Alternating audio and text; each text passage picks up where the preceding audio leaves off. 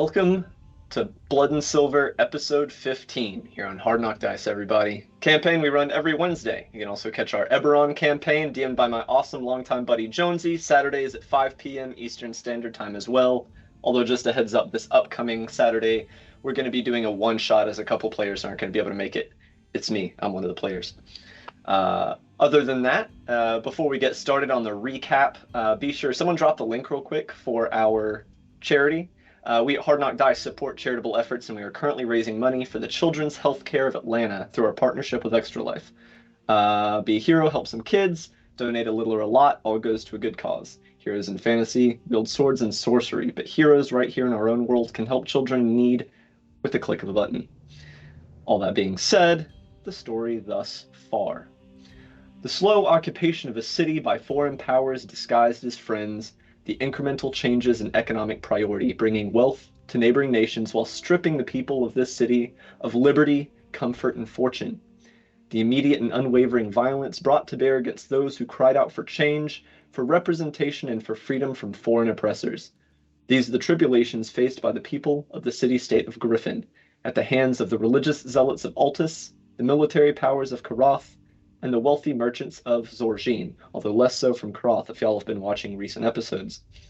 Our heroes, mercenaries of sorts, stand with the people of Griffin, having thrown in their lot with the rebellious movement known as the Order of the Dawn, first by rescuing the young strategic genius Valentine Pascal, and then by eliminating the threat of the opposition's own military leadership, resolving the situation with diplomacy and gaining powerful allies in Spiros and his brother Alikos in the process. Now, as the summer deepens, the heat rises with the season and with the fires of resistance. Open conflict has broken out, and the order has become public knowledge. War is the word on the lips of the people, and skirmishes stain the streets of blood on a weekly basis. Today, at least, has been peaceful. But tonight, the council, in full, has called a meeting about which no details have been leaked. The sun rises on a city of fear, a city of tension, and a city of rage. Party. What are you doing?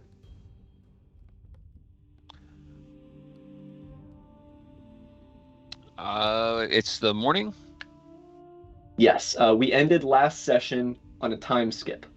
Mm-hmm. They had just finished solidifying their alliance of sorts, their friendship with General Spiros, and his brother, Captain Alikos, had agreed to help train on the DL some of the fighters so that it wouldn't be just Johnny Blacksmith and his hammer against a bunch of trained soldiers, helping to get some of that organization done. So after that, and Maximilian, the war orphan that had been staying with you guys, had been spirited away to stay with a friend of Spiros, we had done a little bit of a time skip for a lot of events were going to be happening. We did a few months, so y'all are right dead in the middle of summer now. We said that. Even Chris acknowledged it in his messages to me. I thought it was like a month. That was my It's probably about halfway through a 3-month summer period, so not quite months, but over a month, approaching to 6 weeks. Sure, we'll call it 6 weeks. There have been conflicts. There has been subterfuge. I think we clarified that Kylie has been, or Seraphina has been, doing her sneaky beaky agent thing, and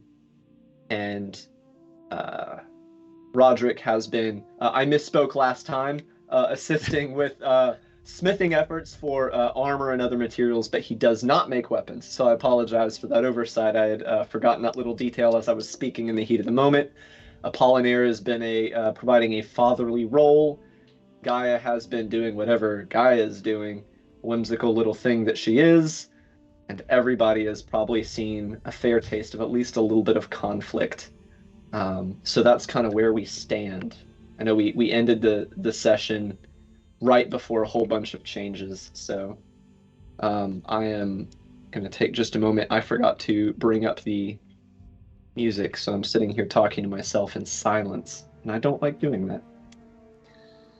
I think that this morning is the morning after one of my nights at the Carnation, and I am just writing down the notes from anything that I had gleaned from the night before so that I can bring them to the meeting, and any other information that I've, been collecting over the last 6 weeks. Gotcha.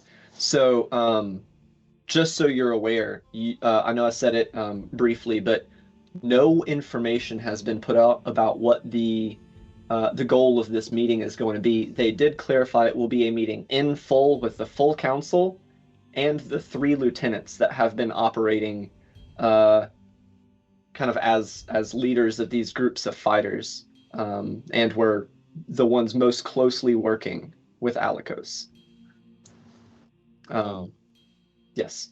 Over the month, Gaia would have continued to every night cast Lehman's tiny hut and sit in pitch black. She would go to sleep, but in the moments before she would go to sleep, she would hear the voice of her mother just call her name. Oh God. Okay. I'm so sorry. I could get these dice out in case I need to make some insanity rolls. Hold on now. Wait a minute. Hold on.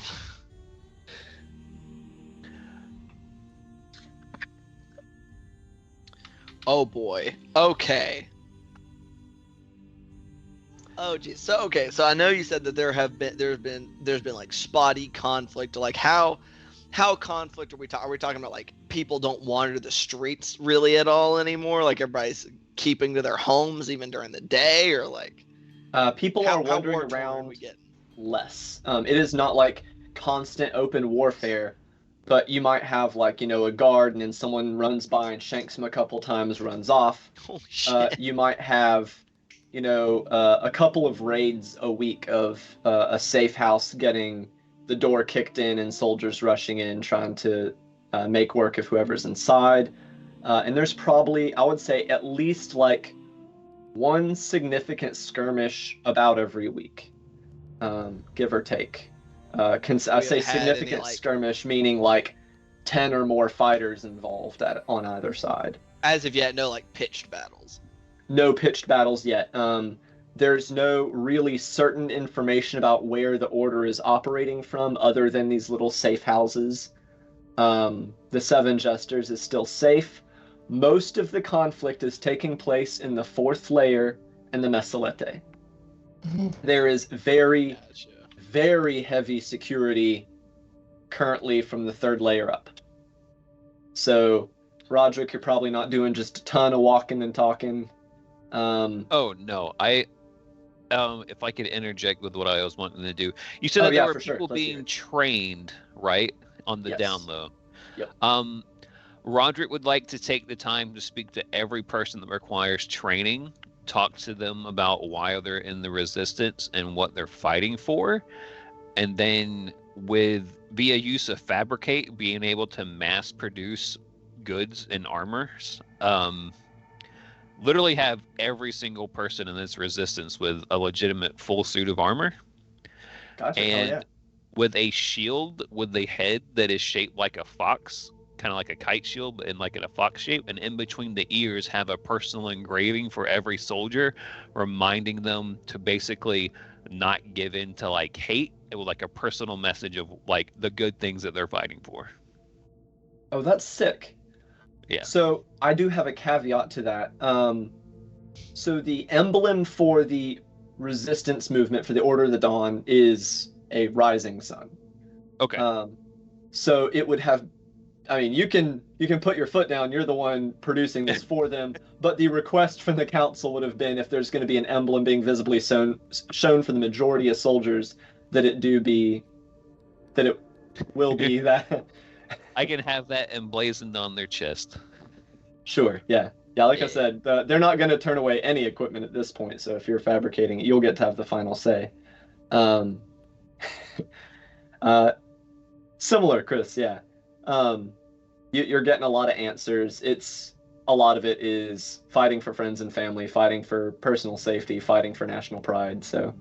Right, but just a moment to like talk to them on a personal level to Oh yeah. I get what you're saying. To be like, make it a more it's not going to be personal like relationship. you're fighting for your mom, like you're fighting for Francis, you know.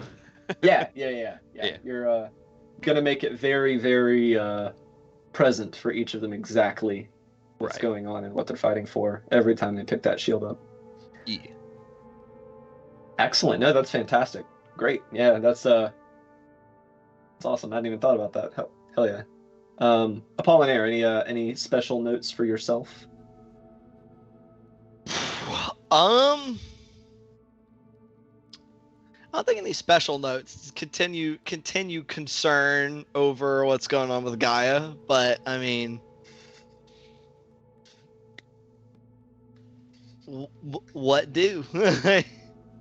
as long as she's not having any more of those like waking up like after the dome, it is just like full on 1,000-yard staring for long periods of time. I will say Gaia is in an overall generally positive mood. From time to time, you will catch her staring in a direction or looking at things that may, like a quick like look in a direction as if something was scampering around. I'm just gonna say a lot of your stuff makes me incredibly uncomfortable.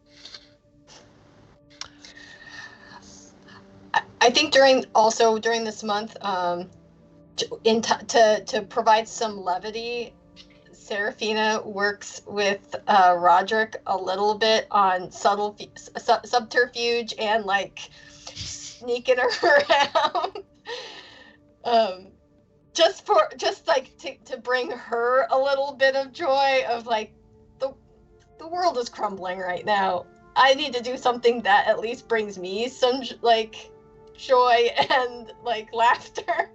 Just like watching Roderick trying to sneak across the stage.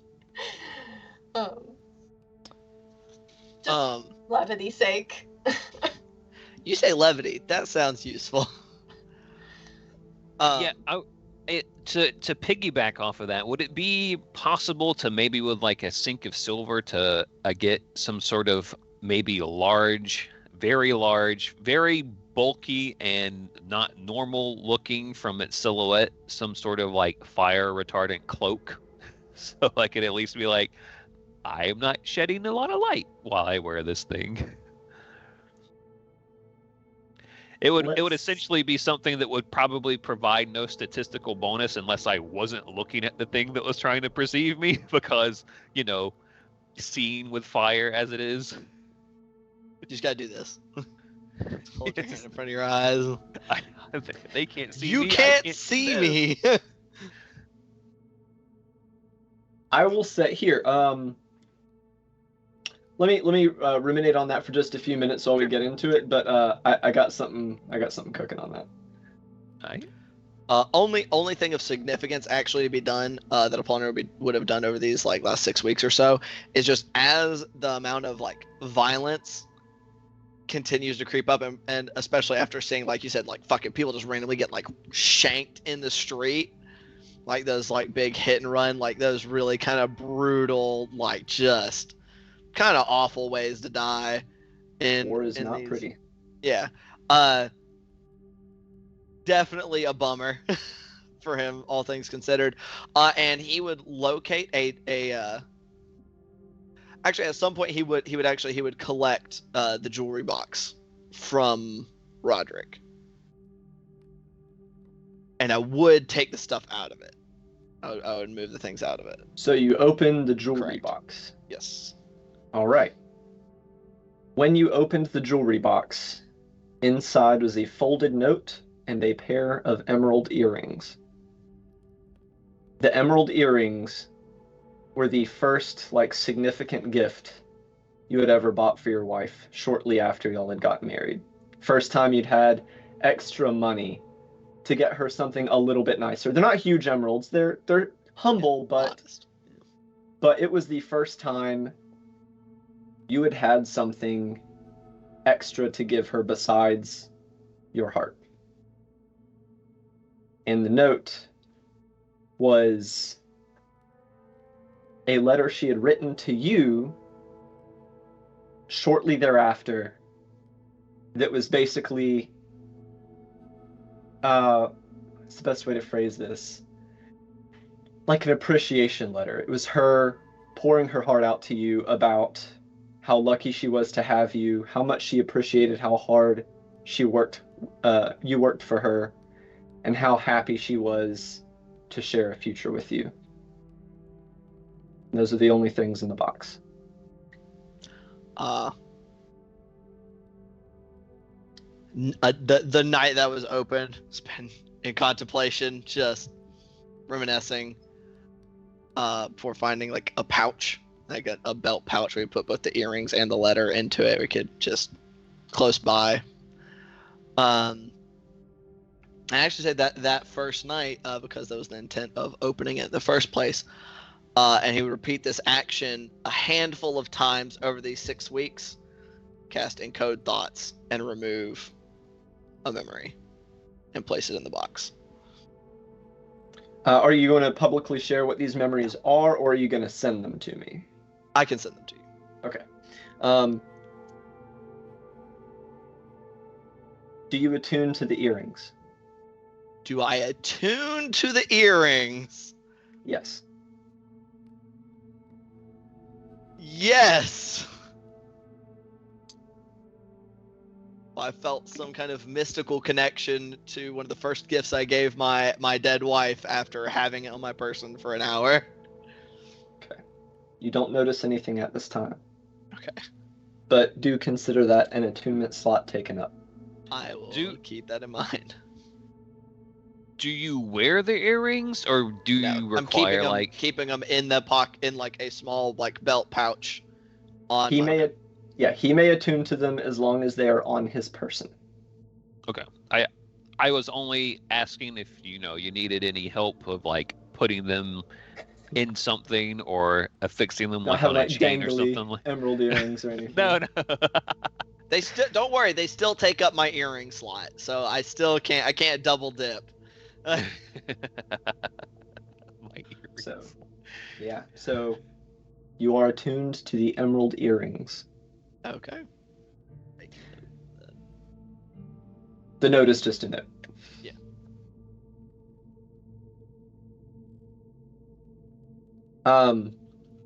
So all of that has been clarified, but you still have the rest of your day before this meeting if anyone would like to do anything, have any conversations.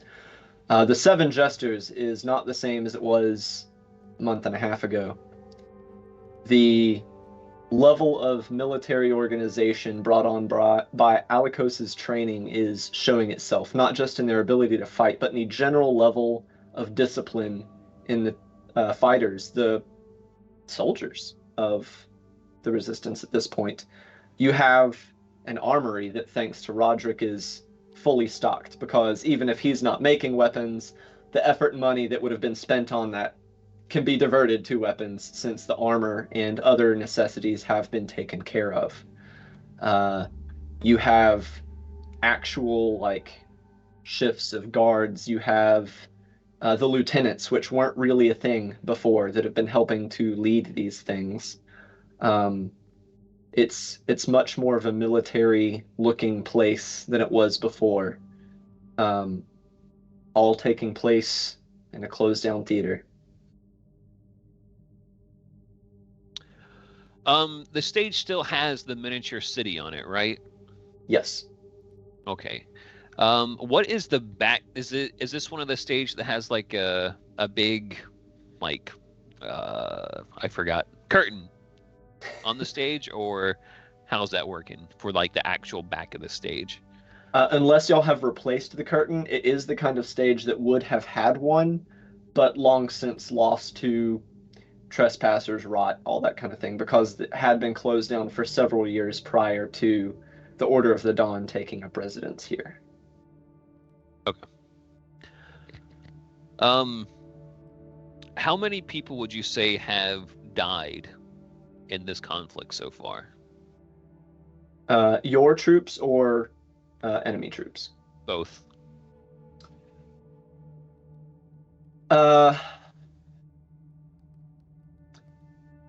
somewhere between 1 and 200. If we're 1 talking and about 200. if we're talking about in the last 6 weeks. All right. Behind the city on the wall, wherever it may be, Roger would like to take the time to gather those people's names, both sides, and make sure that they are like put in little metal placards into the wall. I don't want to say placards, maybe kind of like elongated dog tags and kind of like nailed into the wall. Right, well, I was going to say it'll be easy to get your side's things, and also collateral fatalities, people getting Right. caught in a conflict and all that. Sometimes even, the raids go to the wrong house. Soldiers kick in the door and start doing their thing. So you'll get those names as well. I rolled because the only way for you to have access to that information would have been through people that have contact with the governing military. But they rolled really, really high on the roll, so you will have all of the names. So every life lost at this time since the summer has started has a dog tag. And then etched into the wall via means of probably like magic or just good craftsmanship, it just simply reads casualties of Griffin. Gotcha. When you say that they kick in the door, and they're just kicking in doors and slaughtering anybody that's inside of it? I mean, it'd be like they have the rotary crossbows, so it probably looks a little similar to, a modern situation, but crossbows. So, they're not going to immediately open fire, but mistakes happen. It's not like they just purge every single building, but in the whole, like, forcing people to surrender, taking them into custody, accidents happen, misunderstandings happen, the people being raided. If they are an innocent house, they don't always know what's going on. Those things happen in situations like that. So it's not like they're exterminating everyone, but there have been civilian casualties. Guy will try to get the names of those that died. You'll have them because Roderick has acquired all the names. Yeah.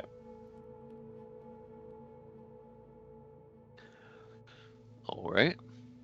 That being said, Roderick, I imagine that your memorial wall will have become a little bit of a place of kind of pilgrimage for some people. Not pilgrimage, that's not the right word, but you'll have people probably coming into y'all's house to pay respects to lost family and friends on a semi-regular basis. So that's what you found yourself with that. Want them to make sure they remember that they're still part of Griffin, whatever side they're on. Yep.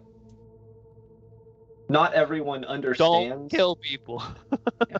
I will say that will probably have been a little bit of a point of contention because I don't imagine that Roderick is like separating them into categories over here. Absolutely not. That's the whole purpose of yeah. That's what I'm saying. Is the motivation you have. That's not something that Roderick would have done. That would have caused a little bit of contention. But for you, Valentin Pascal is heavily in favor of this decision, and with his political sway within the organization, there may still be some discontented mutterings, but it is unfucked with. So cool.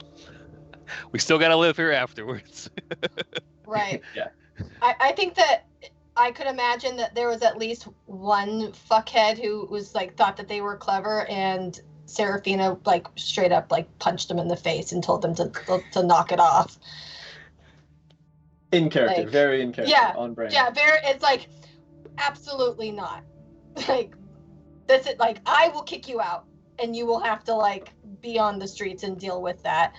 And I think that like put the kibosh on any like people might have been grumbling, but nobody's messing with anything that my guy here has set up. Is there a the only word I can think of is PR, and that's not the right propaganda. Yes, both sides. Is there an individual on the council or in the organization that is the head of the PR? Not one of the Or council members. Although Antoine Delafosse kind of oversees everything as we consider him the general manager of the rebellion. But yeah, there would be people who aren't fighters but are still a part of the organization, and it would be some of those people that would be handling the propaganda. Gaia would go to them about the people that were getting killed in the raids, in the mistaken raids, and tried her best to push that be used as a propaganda point. You don't even have to speak twice about it. The first time it happened and it was on their radar, they're putting that out. It's propaganda between like town criers, pamphlets, although y'all are kind of outnumbered on pamphlets because they do have the Franz Lin printing presses and you don't. But I mean, y'all are kind of more angled to be the heroes than they are anyway. So if there's a propaganda role being done, they may have the bigger bonus, but y'all are rolling at advantage.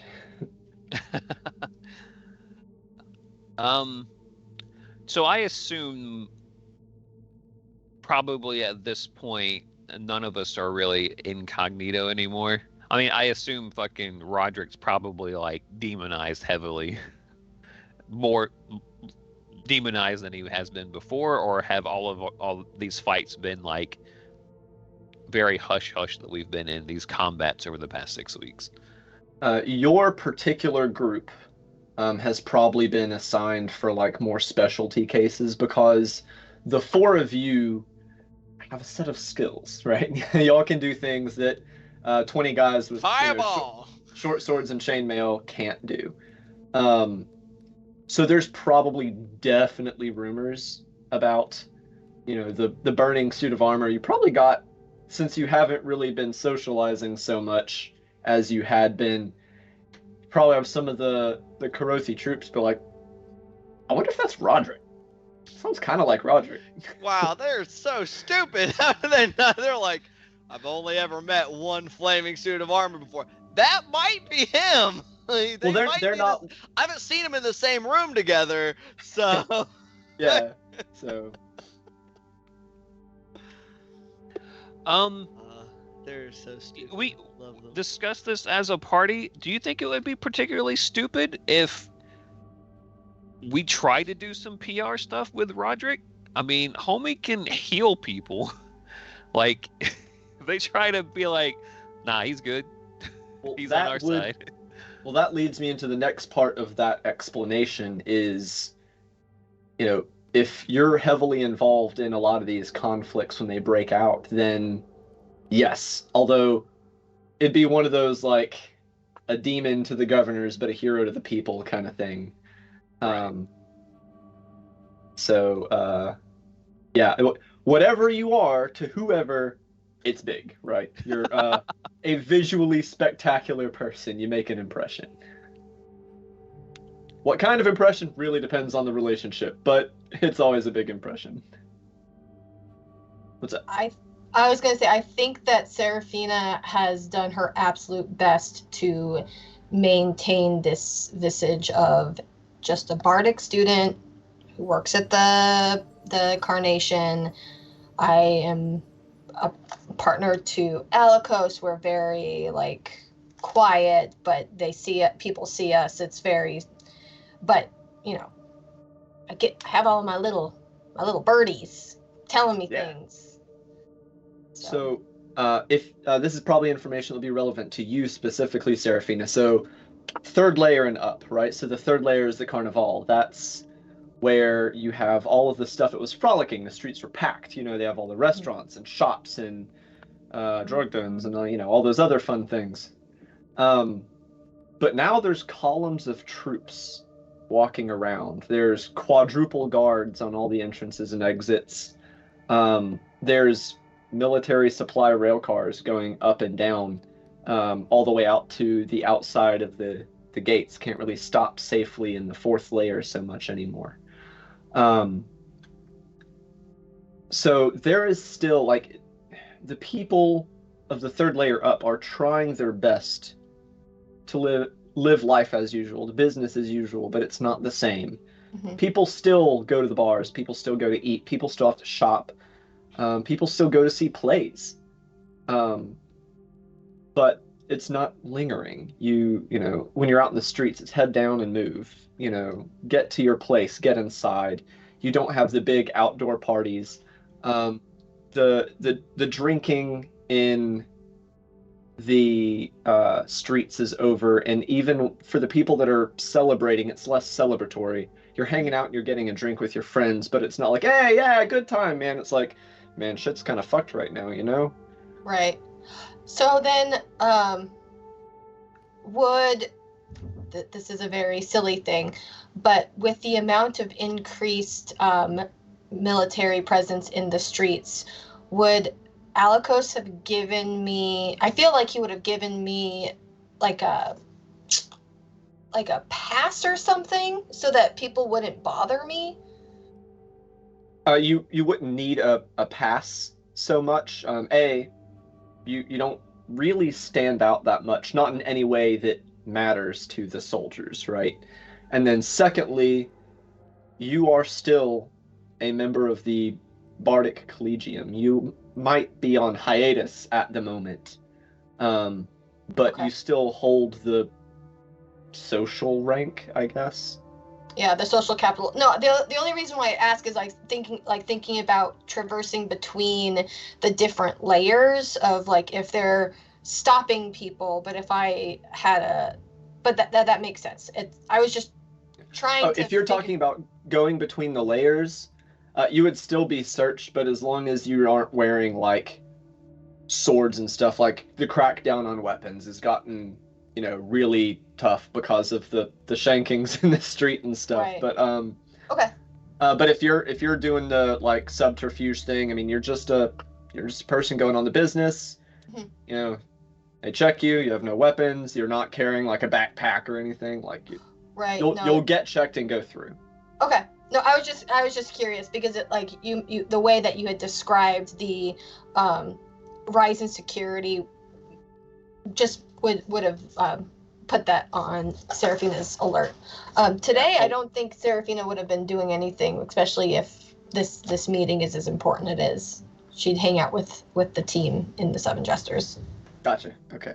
Yeah, and just to clarify, yeah, there is still like light traffic between the layers. A lot of the staff of the Citadel, the second layer, the third layer, there's still people from the fourth layer. You know, the people from higher up still have to leave, soldiers rotating in and out. It's just a much less free-form process than it was before. Okay. It's not just like daylight hours, you all walk through, we kind of check you at night. Now it's like no one moves at night in or out. Daytime hours are getting heavily checked. But there is still traffic. Okay. With this heavy guard on moving from layer to layer, is there any sort of like secret way that we might have from moving in between the fourth and third layer to bypass these checkpoints? And if not, does that mean that Roderick probably hasn't been to Durden Row in quite a few weeks?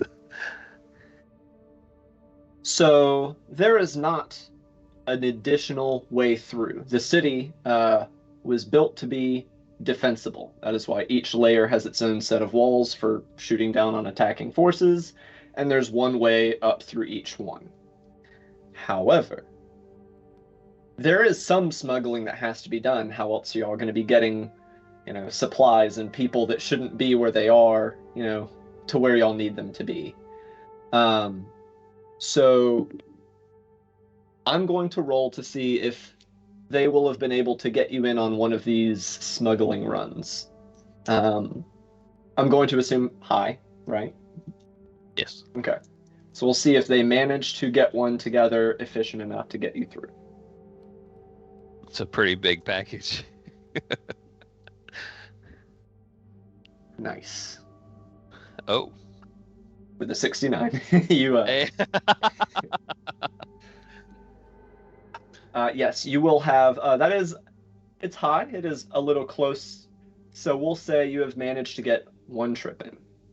Okay, gotcha. All right. Sounds good. All right. Gaia will just ask the group, can you all make sure I spelled this right? And she'll push kind of like a piece of paper onto the table, and on it says, remember the slaughtered dead. Their only crime was being home. The black sunset comes, and it's a little drawing of a black sunset. Oh. Well, it's a little dark, but it's still right. Okay. And then she'll run down to the propaganda people and say, we should put this on the walls. And just hand them paper and then run back.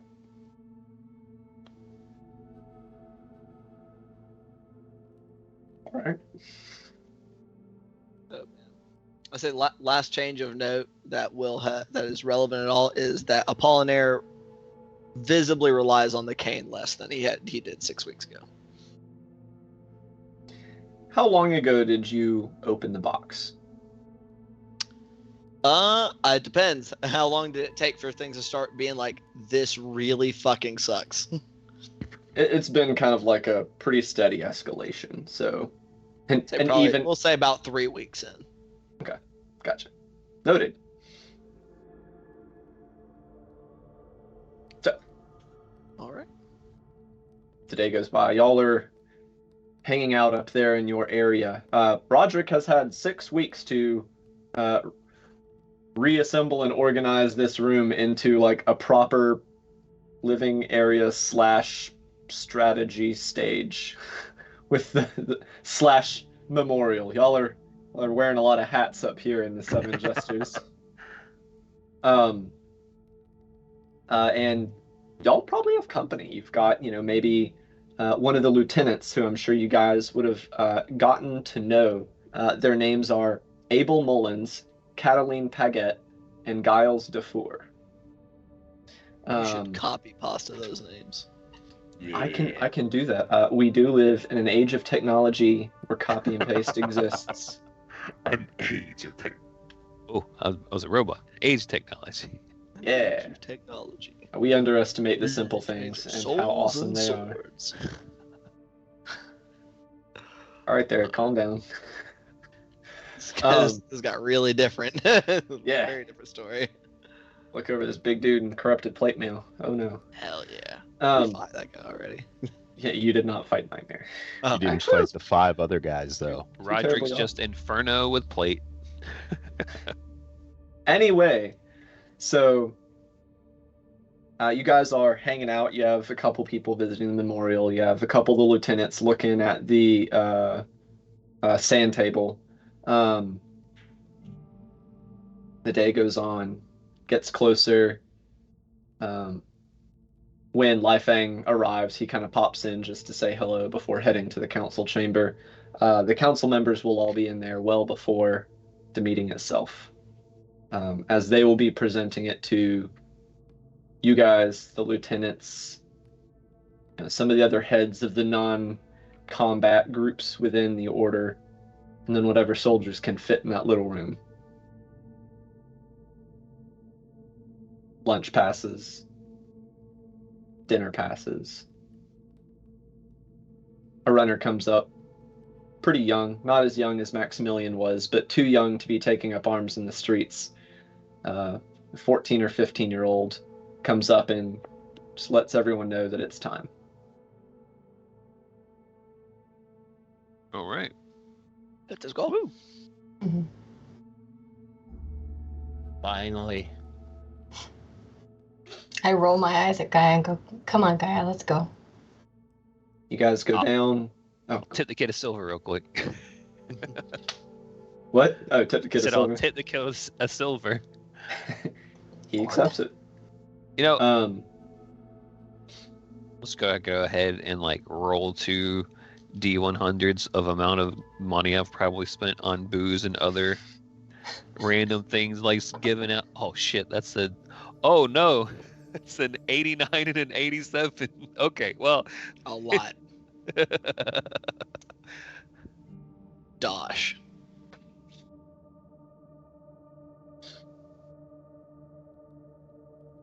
So you guys head down the spiral stairs, up the hall, past the armory, past the mess hall, but that's a very generous term. Get to the big, wide, double doors at the end, go inside, and you see it is already pretty packed. Couple of the lieutenants got in there early. They're up towards the front, shitload of fighters. The one lieutenant came down with you guys, and all of the council members are seated. By this time, things actually look a little bit more official in here. It's not just a ragtag group of chairs and tables scattered throughout the room. There is a feeling of tension as you guys walk in. Doing anything as y'all arrive? Roderick's being Roderick. He'll say hello to people. And So you're greeting, and one of the people that was speaking to Antoine turns around, and you all recognize Alikos standing up there with the council members. Not in one of the seats, but present, which is disconcerting as he has not really been here to the Seven Jesters. The training and stuff has been done in like abandoned warehouses and back alleys kind of thing.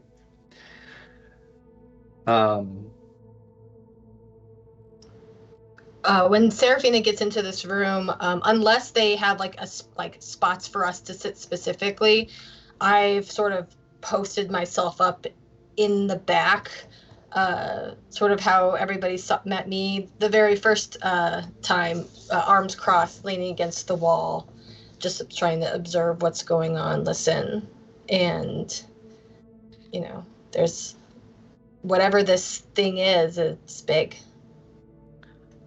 Roderick notices and knows, big, intimidating guy, silent, and look professional. So he also crosses his arms and leans against the wall next to Seraphine and just, yeah.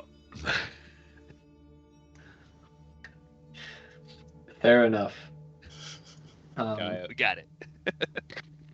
Guy will sit on Roderick's foot and play with an illusory fidget toy. An illusory fidget toy. Fair enough. All right. Y'all are in there for probably an annoyingly long time, like 15, 20 minutes as it just packs in. If this was a concert, there would be no dancing, as y'all are. Nut to butt, I believe, is the colloquial term. Then Antoine raises a hand for silence, and after a little bit of shouting on the parts of the lieutenants and any of y'all that assist, looking at you, Roderick and Seraphina, it will... I gotta close this chat. This is dangerous. They will get the silence. Antoine Delafosse stands from his seat. Serafina, I would, kind of like looks at the packed room. I would implore you to join us on the stage for a moment, but instead I shall make my announcement from where I stand. We are awarding you the rank of lieutenant. It's an honor. You get some scattered, quiet clapping. You had functionally been filling the role of a lieutenant anyway, so this is largely a formality. You figure. Guys. So it's scattered like golf claps and then just Gaia going absolutely mad. He's holding a rank pin in one hand and just kind of, we shall get this to you afterwards, I suppose. Kind of like sets it on the banister. Thank you for all you have done for us, and congratulations. Now, to the business at hand. Things have gotten aggressive, and we must get aggressive. But these skirmishes, these hit and runs, they are not going to take our city back. It is time to take decisive action. And thanks to Alakos, gestures, Rokides, and his training, I think we are as prepared as we are going to get. We have equipment. We have fighters. And now, we have a plan. Get a little bit more of an enthusiastic cheer at this point. I shall give the floor to our own strategist, Valentin Pascal. He nods at Valentin. A clack as Valentin stands up. You can hear the rattle of his Franz Lin prosthetics as he walks up to the podium vacated by Antoine Delafosse. I have identified a few key points that I think will help us to secure victory. But in order for it all to work, we will be operating simultaneous missions across the city. If we do not do it in one fell swoop, I fear we will lose our foothold. Each of these missions will be led by one of the lieutenants and troops placed under them. Coughs, shuffles some papers, and lays them out on the podium. The first mission that I believe needs to be taken care of as part of this operation is an attack, a raid on the Franz Lin workshops. There's a few murmurs, some uncomfortable muttering, as it is well known that the Franz Lin workshops are heavily guarded by both governing soldiers and also their own private security that are equipped to the nines with top to bottom, top-notch Franz Lin equipment.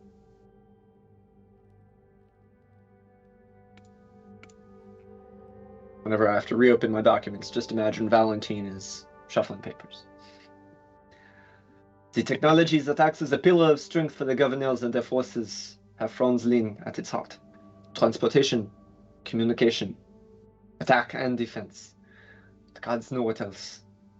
Franz Lin workshops must be put to a halt. I propose a raid that will hamper their ability to produce and repair their contraptions. Furthermore, for the raiding party, any equipment or blueprints that can be acquired during the raid should be. He gestures at Lai Feng, who stands up and walks over to the podium as well. It is pretty well known at this point that Valentin and Lai Feng have actually formed a friendship, and Lai Feng has taken a pretty active, nearly daily role in the running of things.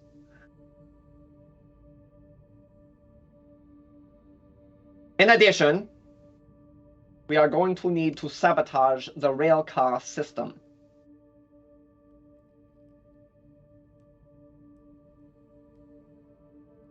And he looks for his place on his paper again. Equipment, soldiers, and supplies, all of these are transported on the railcars between the layers. It is the governor's greatest asset when it comes to controlling the lower layers. We destroy the railcar operating station, and we destroy their ability to react quickly to our attacks and to resupply easily. Men, food, and weapons will not be simply moved at a moment's notice in bulk and rapidly. We'll be back on an even playing field when it comes to moving between the layers. Other than the foot gates, the rail cars are the only way to get between. We do this, and we can trap them. Push our way up the layers until they are in the citadel, where they will either surrender or not. Indeed. Furthermore, we must destroy their armory. Soldiers may be the backbone of an effective fighting force, but without arms and armor, that backbone is weakened critically. We burn what can be burned, steal what can be stolen, smash what can be smashed. I doubt we can completely disarm them, but ideally, they will be left with disorganized gear, damaged, and in insufficient quantities. This would be a great boon to our efforts in this conflict. And lastly, all of these are important things that must be done, but there is no way that our fighting forces will be able to attack these points, each of which is fortified and well equipped. In order for this to work, we must enact a diversionary attack. Will require the bulk of the occupiers' forces to be unable to defend these points in full, and to do that, we have concluded that a frontal assault of sufficient ferocity and volume be needed. A false all-in of a scale that the majority of their troops will be dispatched to counteract it, as our best hope of the other missions succeeding. The two of them stand there at the podium and kind of look back and forth for a few moments. The muttering has raised in volume. People are talking. All of these are huge compared to what is essentially petty interference, comparatively, that y'all have been enacting thus far. And petty retaliation from them. It's been a war of attrition. Death of 1,000 paper cuts at this point. They both take their seats. Lai Feng looking nervous. I mean, that was a big thing to announce. Antoine Delafosse nods his thanks at both of them, standing already the grander figure of the three. The other council members watching on, each of them having a responsibility, but not directly involved in these kinds of missions, other than the discussions that have already taken place behind closed doors.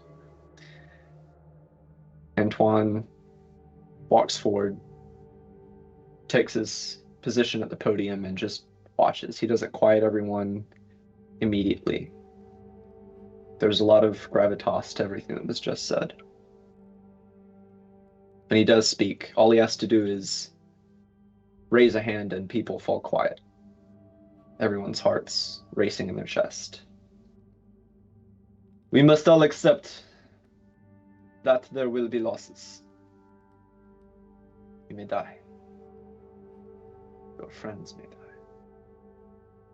But steel yourselves, for we fight not for glory. We do not fight for pride. We fight for the future of our people, of our children.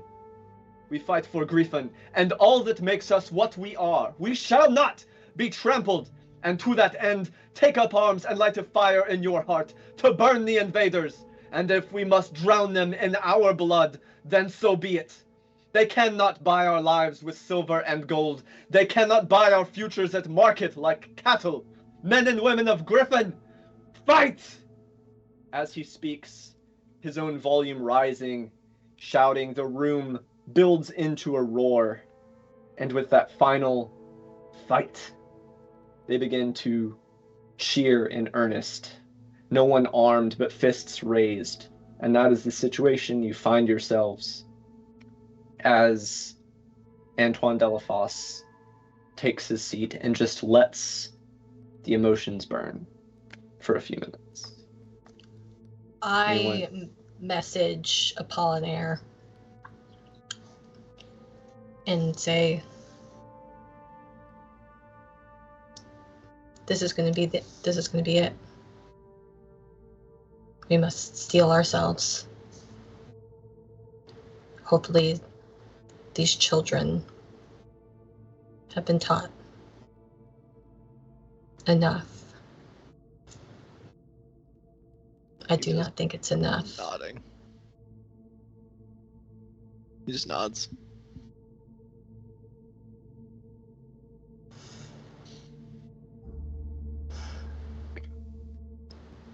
So the fervor reaches its peak, chanting dies down. As things begin to quiet, from his seated position, Antoine raises his hand for a third time, again gaining rapid silence. Now that we have announced to all of you here what will be happening next, what is coming, the fire we are bringing, we must handle the details. Go. Rest. Prepare yourselves. I need the lieutenants and the rest of Serafina's associates to stay, as well as yourself, Alikos, if you do not mind. He names a couple others of the administrative staff and leaders to stick around, and everyone else begins to make their way out of the meeting room. Such a brief meeting announcement, but so impactful. And as they pour out, that is what they are talking about. And soon the room goes from not having an inch of space between you and the people around you to what feels like a vast emptiness and a silence with just a handful of people in the room.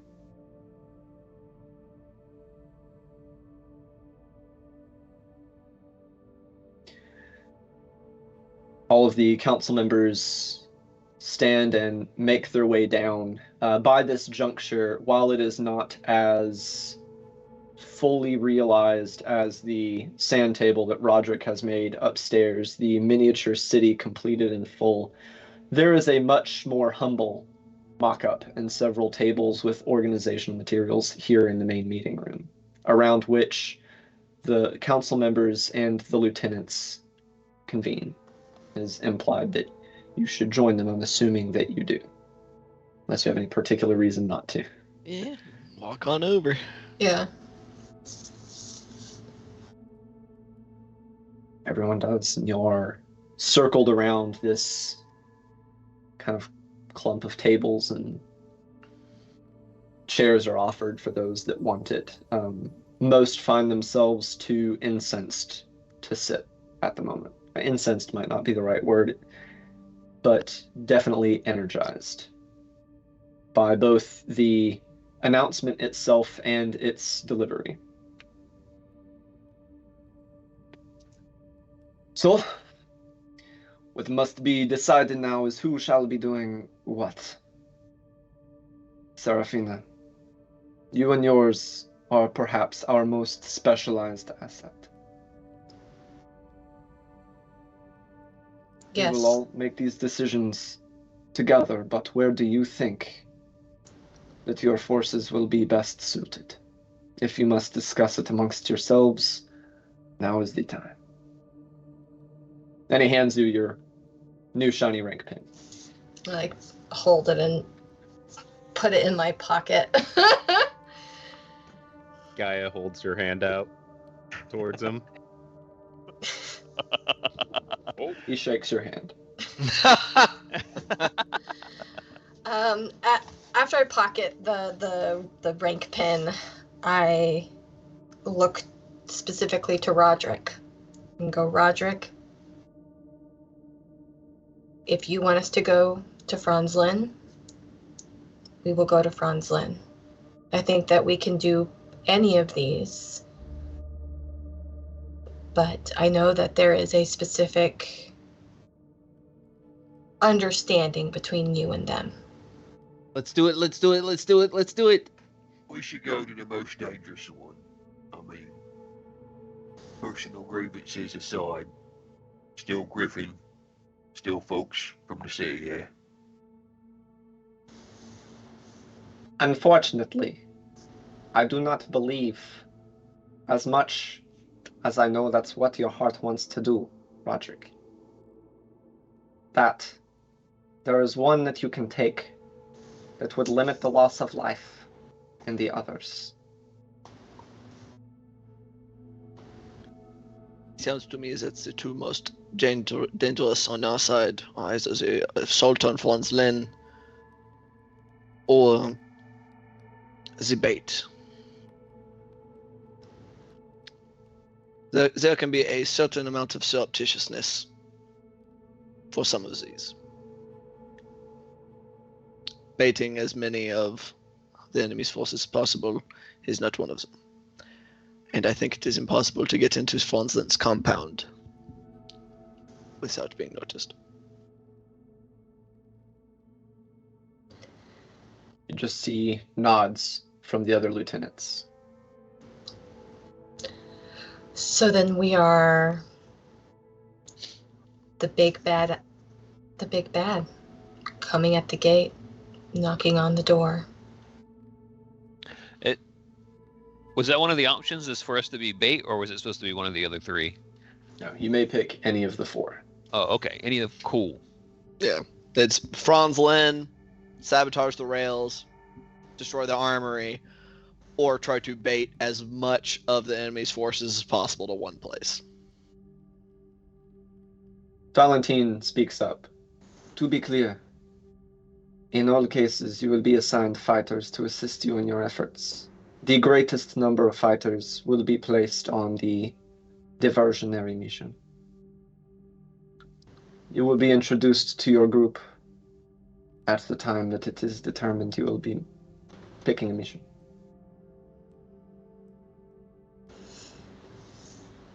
We can make quite the light show. Could say I am that keenly again. aware. He has seen it firsthand. No, he didn't. He was in the back of a sealed cart. He at least heard He it. saw like He's around heard the edges. He saw the aftermath for sure. No, he um, definitely saw the aftermath. So then I look to my friends and go, the diversion then. I think that adding us to the largest force will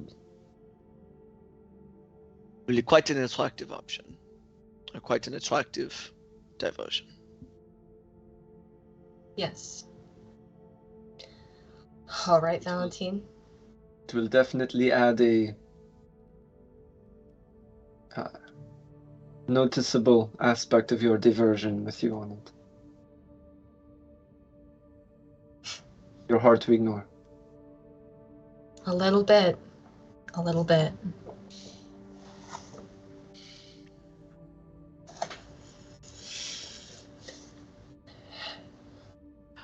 I just want to kind of look over to Alikos, because you said Alikos was also asked to remain present, right? Yes. Is it on this time that Kroos will be attempting to withdraw from Griffin? That is why I'm here. Once the planning is concluded, I'll be communicating with Spiros, and we shall be beginning the process so that we may withdraw early enough to be out of the city before things go down, but late enough that it does not arouse suspicion and compromise your missions. Of course. Everything after that is on you. Mhm. We will be unable to hinder or resist. I will not be able to return to the city until everything is done. He says that last part looking dead at Serafina. I send him a message and go, after we're done, we must speak. He doesn't reply, just nods. You know, this whole distraction would be pretty great if we had some Thunder Lances coming in as reinforcements on the flight. Just throwing that out there. I am quite sure it would be, but for political reasons. This is a fight for Griffin. If Griffin chooses to negotiate with us afterwards, as my brother promised, it will be in a meeting floor between politicians as equals. With this withdrawal, there will be no obligation. There will be no expectation. Griffin secured itself on its own terms, and we will negotiate with them as such. Worth a shot. Of course it was. Never hurts to ask, right? That's what they say. That's what I've heard. Roderick looks directly at Seraphina. It's like, I'm not going to say anything. I've learned how to keep my mouth shut.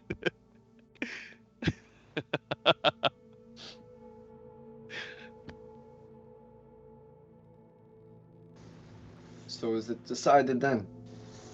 It is. We will be the bright and shiny carrot, pulling people away so that the other things can get taken care of. Each of these groups will be assigned a call sign. Would you like us to assign one to you, or do you have something in mind?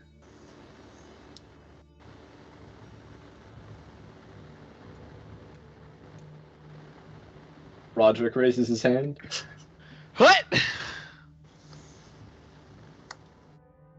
Field foxes. Field foxes. Right. Foxes out in the field, you know. Crafty. Below suspicion. Fire. Yes. Perfect sense. He smiles at that. He was making a joke. Very well. He writes that down. No one else is saying anything. So bam, I it's in there. it is not really in my wheelhouse of creativity. I mean,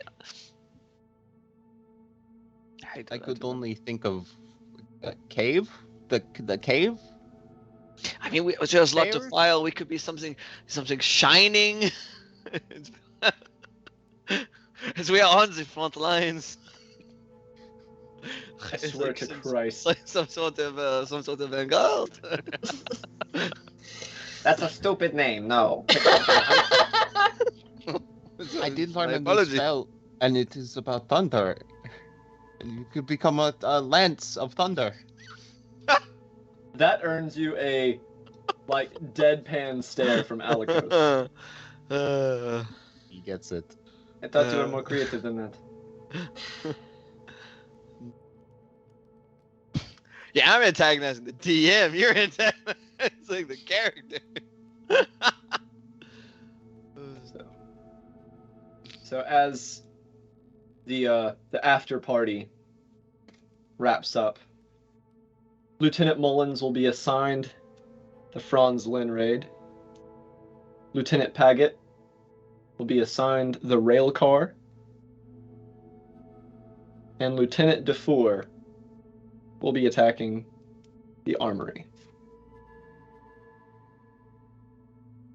Does We lost Roger's our gone. we lost Roger. We lost him. He just fell into a gaping pit that manifested in the floor. Ah! All right. Well, without Roderick, who I'm assuming will be rejoining us shortly. Sorry, that derailed me.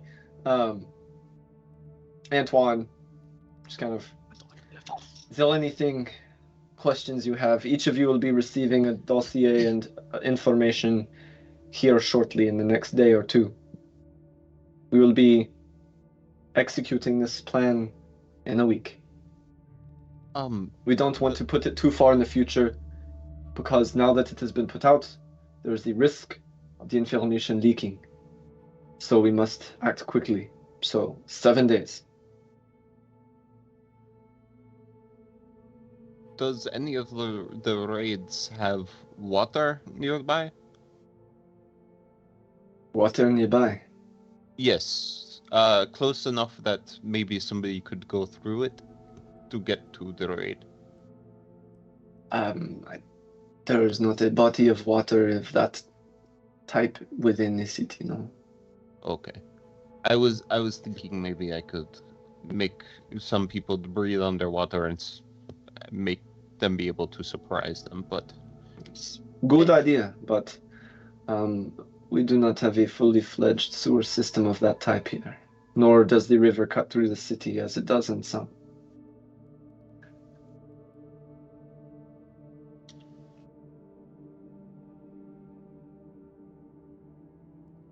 We have very mature and productive people in this group. I just Yes, need y'all to yes. know. 100%. Okay, so we've got you did miss that we were given a week timeline. A week from now is when this is going to happen. We're going to receive dossiers and stuff.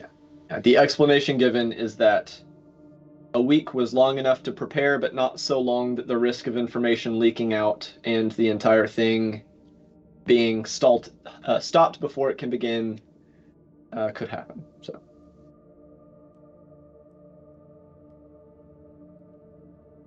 All right. Okay. So unless they have more things for us to, or like whether that's giving us the dossier or what have you, Seraphina's going to leave the room. As each of them are assigned their tasks and notified that in the next 24 hours you'll be receiving the information, you're not dismissed, you're not like kicked out, but you're no longer held there by responsibility. Alikos departs probably first. Like as soon as the assignments have been made. Right. Okay.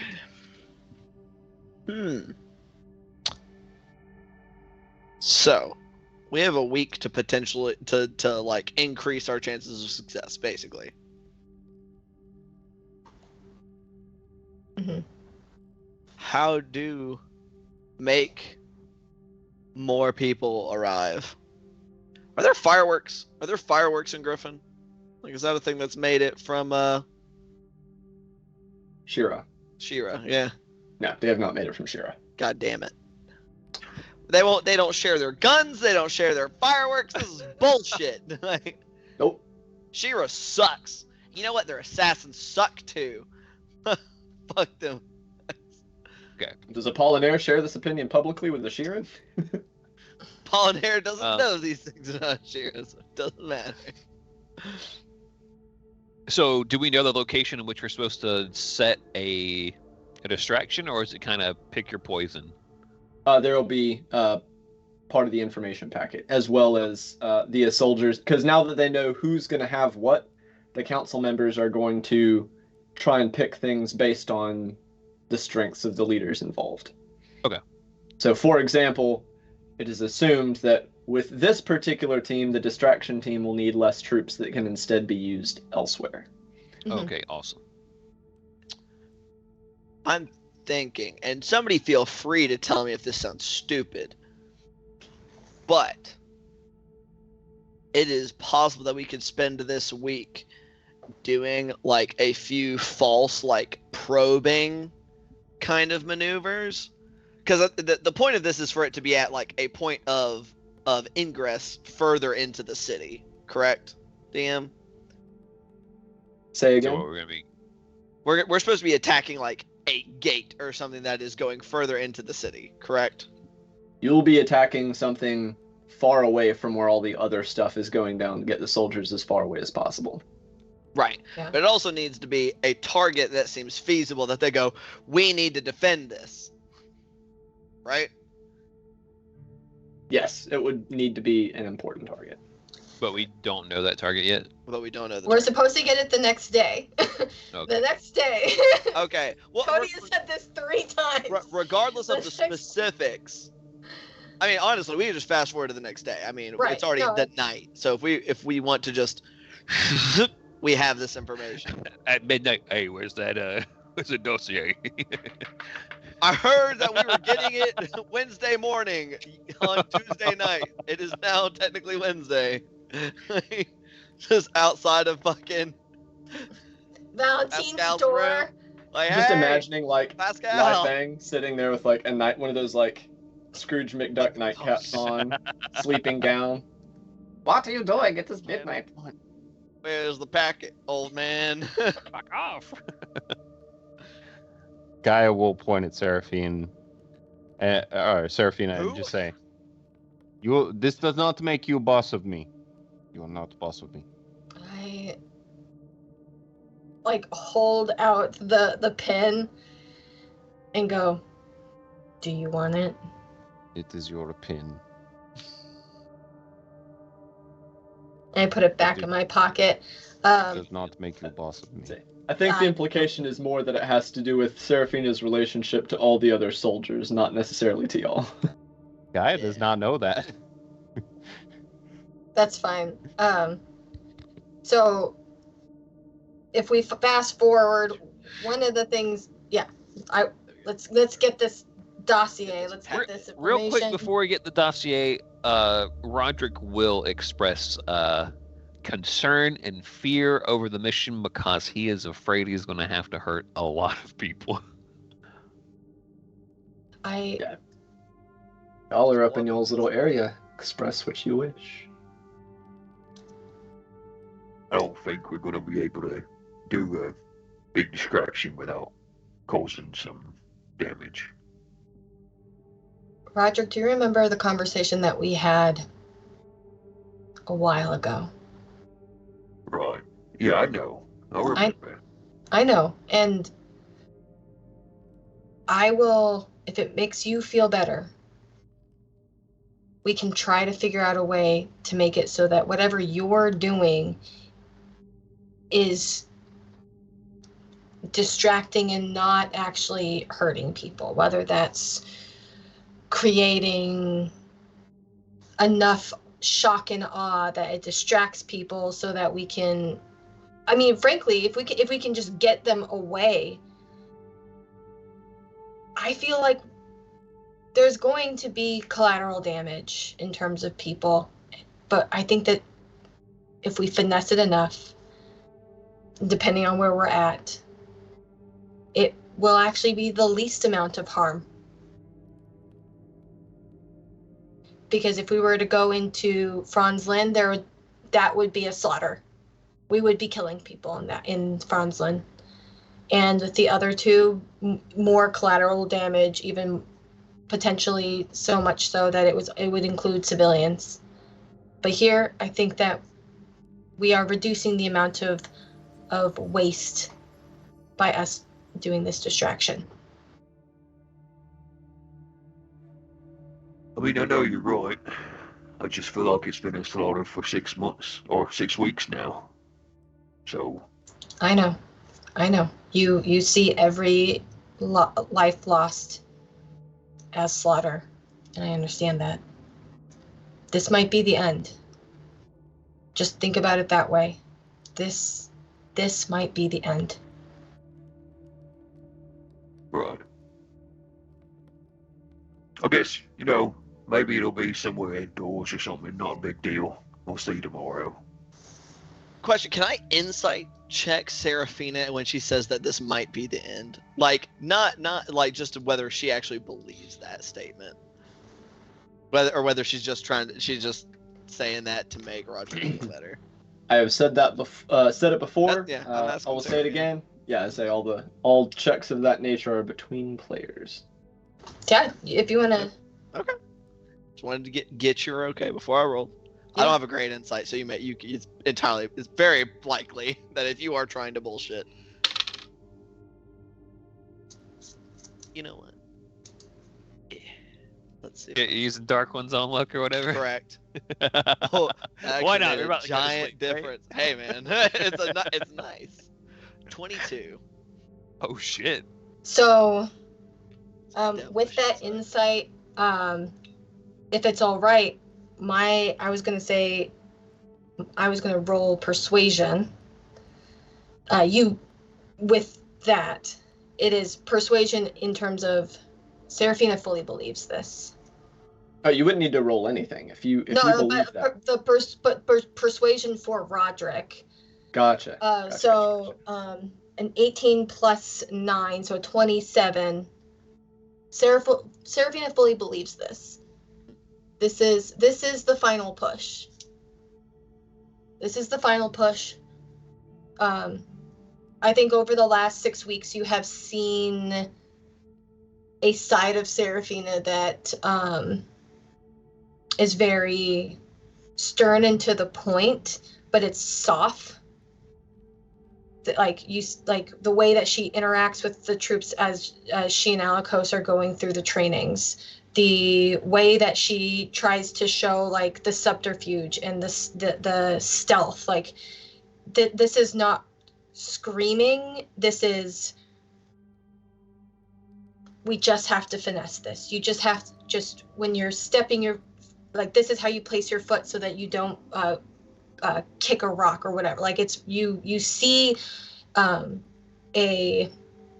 intensity in her eyes of that's not arrogant. This is what she's been doing for a very long time.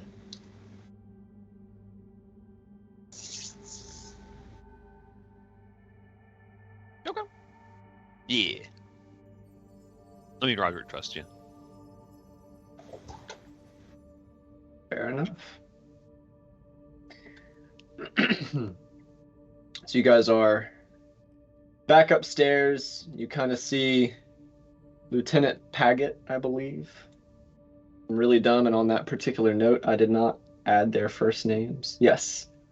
Cataline kind of opens the door, peeks her head in. So how are we? Doing okay? We're doing lovely, Cataline. You're more than welcome to join us if you'd like. As she, like, you could just see, like, half of her face in the hand that opened the door, and as she moves in, you can see she's got, like, 2 liquor bottles in one hand, held by the necks. I figure the rest of the week is going to be working hard, and we don't want to celebrate the night before a big mission, so might as well be now. Just kind of, like, Yes. holds a bottle in each hand and goes, I suppose. cheers. Kind of holds one out. Roderick is just kind of like jokingly goes, Not me, I got butterflies in my stomach. Oh, I wouldn't want you to get too drunk, you know. Yeah, fire but Probably fireflies. Damn it. Fucking can't Also, steal the Same brain brain cell. cell. You can't steal it at I such a crucial time. I may have taken the liberty of telling everyone there is a party here tonight. Wonderful. I just knew that you would say yes, of course. She hands one of you the bottle, and as she comes in, you can see like 7 or 8 other fighters that have been like in the stairwell Jesus. behind her, coming up behind her, each of them holding bottles or like a crate full of cups. Another one's just got a crate of like bread loaves. I put my finger up as a pause. She like freezes in mid-step. Yes. We can have the party, but if anybody goes up to my balcony, you know the consequences. She And just then I kind of like wave them in. she turns to look at the like the column of people behind her, and she just kind of points at the balcony.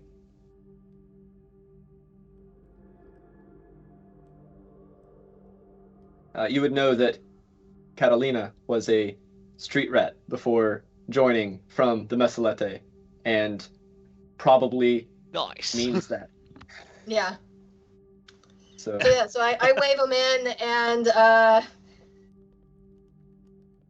I don't think Seraphina has drunk since the night that I got shit-faced. So you were a little juicy. Oh, it was bad. It was real It was bad. It's those shipwrecks, you know. Sinking ships, my Sinking bad. ships, my bad. Sorry, when you freestyle the name of a drink, you know. No. So Guy just shipwreck's a starts different yelling, drink. Different drink. "Where is my tiny cup?" Tell me Catalina. you let that out of your sight? You let the tiny cup out of your sight? Ever? It's in her nest, but Oh, okay. it's a nest, so Oh gosh, that's a nasty cup. she doesn't care. Ugh. Hey, Gaia. Oh! It's liquor. Hey, Gaia. Yes. It's Catalina kind of like stage whispering at you. She kind of like pulls out a flask. I got your favorite. Snatch. Kind of like throws her hands up as you snatch it from her. Jeez, I was going to give it to you. And then she gives her a hug. Oh, yep. There we are. No, that's a knife. No, you're gonna. No. Stabs Gaia. Coup de grace. Wow, this should be a high level. You can just coup de grace a completely awake and aware person unrestrained. Mm-hmm. That's a cool ability. It's called It's a Death homebrew Attack in working 3rd on. edition. I'm just importing the assassin class from 3rd Oh. edition. So It's on an NPC stat block. I'm gonna use in the next game I run. Don't worry about it. So, yeah, as you guys watch, first it's 7 or 8. Then Lieutenant Mullins comes in with another like 10 or 15 people. A few more. All of them are bringing crates of stuff. Mostly drink. Some food. You had the loaves of bread, had to be accompanied by cheese. Someone brought dried meats. I This I think as they're going up, as each wave, it's the same. Like anybody goes up to my stuff and messes with, just like giving them the death stare. I'm like, you can enjoy your time, but no. Gaia will ritually cast Detect Poison and Disease. And just Oh man, you get pings off of that alcohol like strong.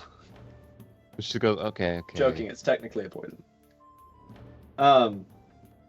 Get a little bit of disease from some of these people. It may be up from the Mesalete, but that's about it. No poison.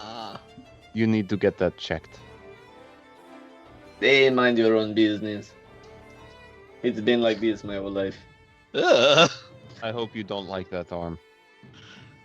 It works fine.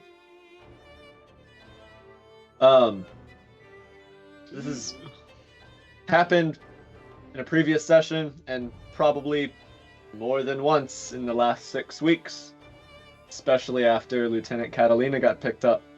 She has her own very specific method of encouraging the troops, and it involves this.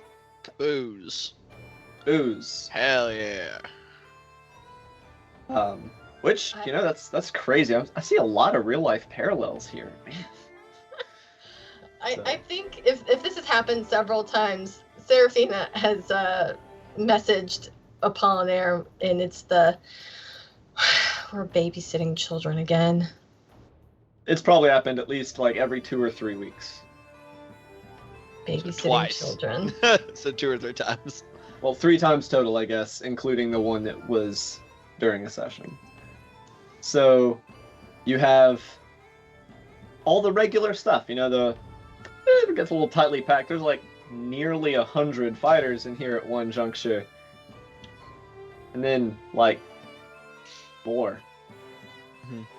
You narrow your eyes, you realize this isn't like the previous times. More crates get brought. Beer, liquor, more trays of food. See Valentine Pascal come up the stairs and kind of look at the standing room only vibe of the thing going on. You have a few people warming up, like getting ready to play music. I will reiterate, it's like just past noon. Oh, I thought it was in the evening. Like early, so it's a little bit past noon, but it's not dark out. I'll say that. Oh. So I'm in probably like 5 or 6 p.m. So Okay, So 5 or you're 6 p.m. having, is like- significantly better than like 1. Yeah. Yeah. 5 o'clock here. Brain Easy. dumped pretty hard. But yeah, the point is, it's not like, oh yeah, it's like 10 p.m. Let's turn up. No, it's 5 p.m. man. It's gotta be 5 o'clock. it's still daylight out, like fully light. But the And you said windows that here they're- are shuttered and curtained to keep out light and prying eyes. So, what's up? You said that there was like an enormous amount of booze that were being brought.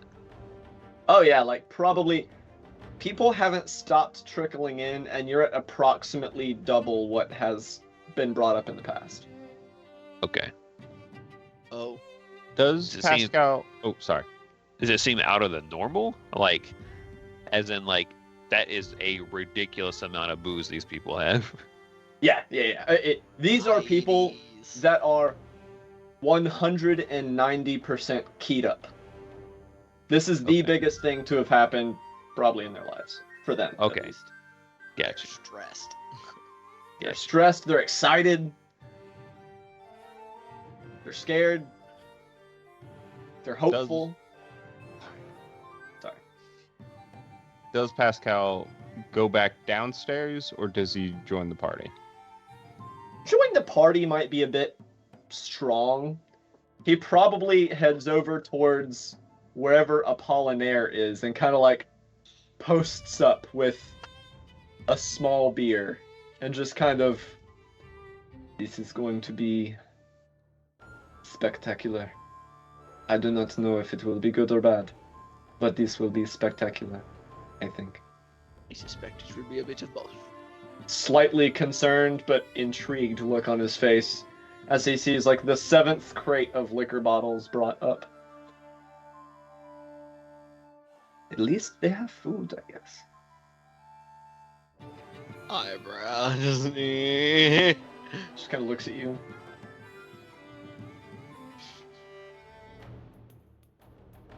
He be. Didn't have any bread last time, and lots of people threw up. But he kind of looks at the stack of crates. They throw up in. Just sitting there instead of having like a fucking cloth like a bartender normally has wiping it, it's just like prestidigitation, just going like magical, like Eldritch bartender. Eldritch bartender. Yep. Oh boy. How hard are they turning up, DM? Right this very moment, it's the preemptive stages. People are like chatting, socializing, maybe pouring a drink. The musicians haven't even really got going yet. They're still doing like warm-ups and stuff. But it's already very full in here. This is like a theater that probably, when it was active, had like a maximum seating capacity of like 100, including like the 20 people on the balcony, and y'all are already at 100 people.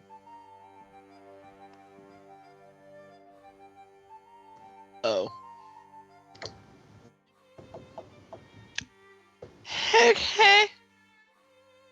I think Seraph after the like 7th or 8th wave of people and it's getting at capacity, Seraphia kind of throws up her arms, hands a fox to Apollinaire and goes, "If you need me, just call me."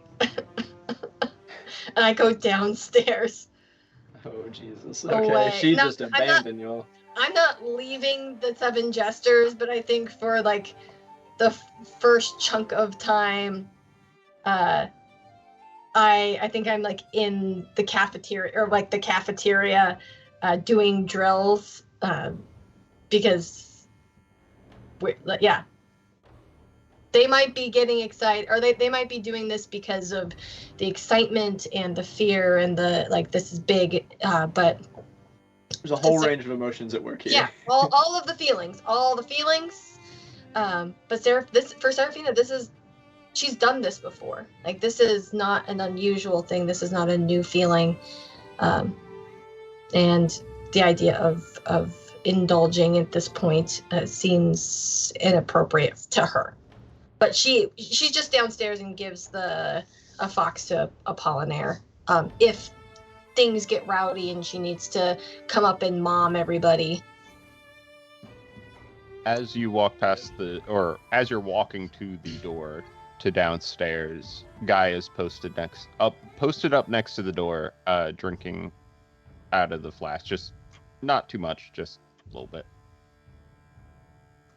I lean down and give you a kiss on the cheek and go, take care, Gaia. It's going to be a long week. And continue going down the stairs. A few seconds after, you'll hear the door reopen and come down, and you'll hear footsteps behind you. Yeah, I mean, like I said, you will find Seraphina running drills in the mess hall. Both of her short swords, just practicing different moves, maneuvers. She'll watch you for a while, just drinking, not saying anything. Seraphina. High or low? You're the only one I gotta ask. Hey, I go know. on. You know what? We're gonna go low this week. Sacrilege. Ian will remember this. Apollinaire won't. Apollinaire doesn't care. No, he said. So you are kind of out in the lobby, as it were. You said, right? Like the Practicing your sword mess hall. Like there's not any I room. That room was small. Oh, okay. Well, I mean, yeah, wherever we established some location to do. Other than the meeting room and the actual play area that y'all occupied, which is now occupied by literally everyone else, the next biggest area would be the lobby. Okay, yeah, then I'm in the lobby. Okay, I was like, you could go into the meeting room if you wanted, but I think the council members are still in there. Yeah. So you're in there. The lobby-ish area is antechamber, I think would probably be a more correct term, but lobby suits me better. And you hear the door that leads up to the outside door. You hear a weird knock at it, but low down. It's like someone's kicking it. Like.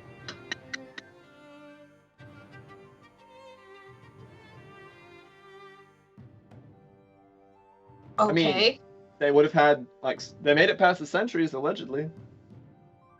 I opened the door. You see Alikos holding, two crates full of bottles. He says, "Thank you." Clearly, he can't see in front of him, and he's, waddling in. I take one of the crates off. Seraphina, hi.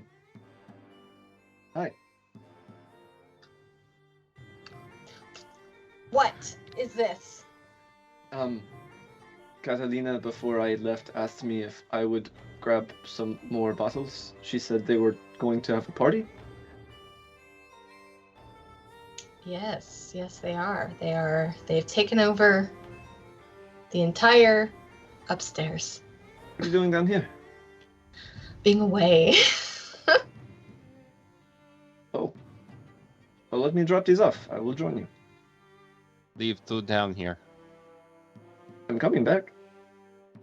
I meant the bottles. That's what I meant. Okay.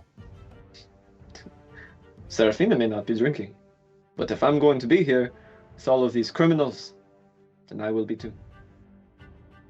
After all, I am leaving the city in a few days, 5 or 6, I don't know. Spiros wasn't clear. Okay. Alright. He trundles past you with the crate. I'm guessing you go with him and drops off probably 20 more bottles of liquor. Yeah, I think begrudgingly I'm carrying this crate up the stairs and set it into the door. I don't even want to go back inside and then go back to where I was practicing. Catalina's standing there. She was doing knife tricks with one hand, drinking straight from the bottle with the other. Serafina, I did not know you were going to be joining us. Thank you so much. Love to have your support in these kinds of endeavors. Mm-hmm. She kind of offers the bottle to you. I raise my hand up, as in, no thank you. I say have fun, be safe, and go downstairs. Right, yeah. Alikos kind of sets the crate down, picks up one, picks up another, basically two in each hand, joins you. Okay. Posts up on the wall when y'all get back down to the lobby. Kind of like pries one open with his teeth, still holding all four. So are you just going to practice all night? I think Takes so. a bottle shot. I will watch, but I don't think I feel like more practice. We already get run ragged upstairs. Hands a bottle to Gaia. Gaia takes the bottle, but now has a little golden flower in her hand. Not looking at it, just staring ahead.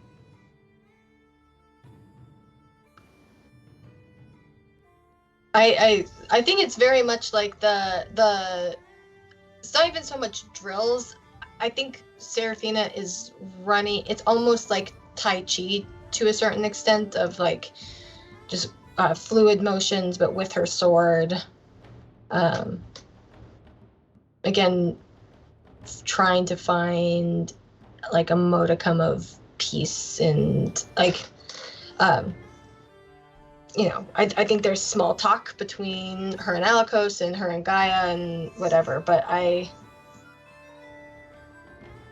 I said, there's until we find out what's in the dossier, there's not much more Serafina has to say. Very well. Alikos probably gets progressively rowdy. Because that's one bottle for Gaia and 3 for him. These are not beer bottles. So, Honey. His liver. well, they're not like, it's not like each one's not like a fifth of vodka. It's like a beer bottle sized bottle of vodka. Type of thing. That's bad. That's still quite a bit. Like 20 ounces or so of just liquor. I think, Lord, I feel like if to prevent this poor man from being completely just like obliterated, Serafina probably took at least one of them and is like, no, you said you're not drinking. He's down to 2 at this point. He's like, you said you don't want one. You do your sword practice. Spoil sport. He's fucking got him like, fine. I protected him. He's got that like red blush going on. Like, you said you don't want to party. You're being responsible. I admire that about you. Okay. Indeed. Guy is not fun drinking. Indeed. Honey. Unfortunately, Alikos has not noticed and repeatedly tries to like cheers you. Like, with no provocation, just like she'll do like a flourish or something with her sword, and he's like, cheers! Tink. Good job. Lord. I think it's like, if they're just gonna hang out down here, it makes, I think progressively Serafina is getting like annoyed. She thought she was gonna be able to be by herself. Like, and no, I think when Alikos has finished his drinks and Gaia, I'm assuming, is fully passed out over the double the amount that Gaia should probably drink. I think I like take Alikos's like chin and go, "Are you gonna be able to walk home?" Like, look me in the face and tell me you're gonna be able to walk home. You are. You're muted. He just said,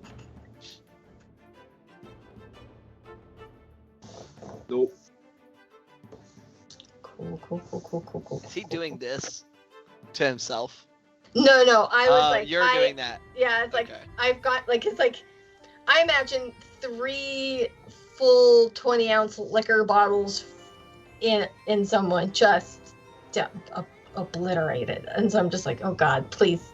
Like, what am I supposed to do with you? You muted, Dungeon Master. He's on like 1.5 down. However, Apollinaire is correct. Our internet is currently shitting the Flipping bed, out. so we're going to try and fix that. Furthermore, it is also 9 o'clock. It's break time. What a perfect time for our internet to go out, or at least partially. So hopefully that'll get resolved before we get back. So everybody, go tinkle, grab a snack, grab a drink, be like Alikos. What? Or don't quite be like Alikos, Jesus. because then you'll miss all the fun, and you don't want to miss all the fun. But yeah, we'll be back here in a few minutes. We're gonna refresh ourselves, walk around, stretch our legs, so that we Hopefully can refresh our provide more A+ perfect entertainment. Hollywood should just hire us now. So we'll see you guys here shortly. Have a good break, and we'll also try and have a good break. Bye. See you in a bit. Bye. Welcome back to Blood and Silver here on Hard Knock Dice, where we are on episode, checks notes, 15. These are flying by. I feel like it should still be like episode 7. So in the first half of episode 15, our party figured out what they were doing for the last month and a half, and after that they went to a meeting. It was presented to them by the leaders of the rebellion. There was about to be a slew of important, impactful missions that by necessity needed to be executed simultaneously to disrupt the opposition's responses.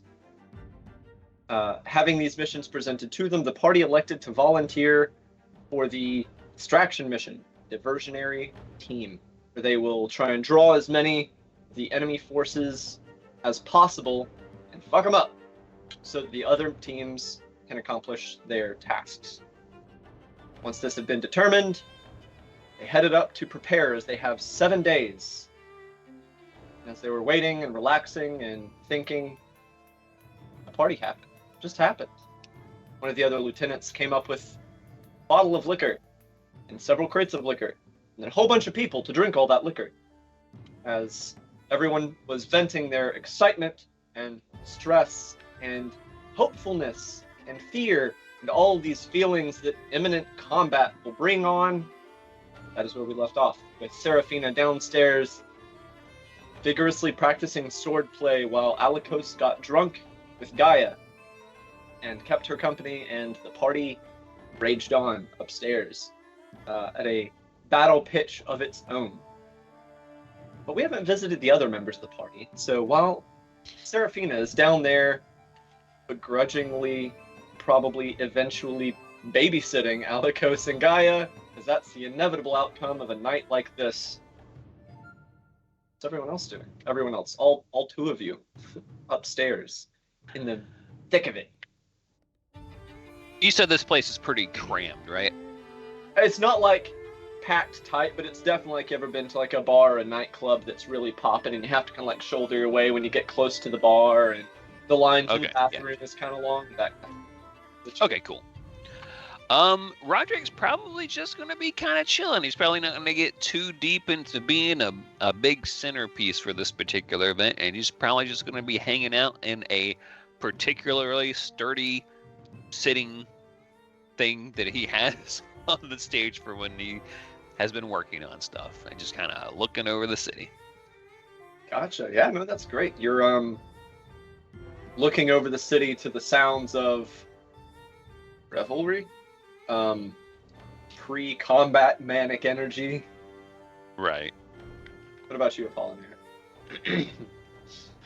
So Apollinaire is doing the thing that I imagine he's done at most of these shindigs, which is basically whatever impromptu bar is created, trying to put some amount of order to the chaos. For at least a while until the night starts to wear on. The night wears on. It is now like 8:30 p.m.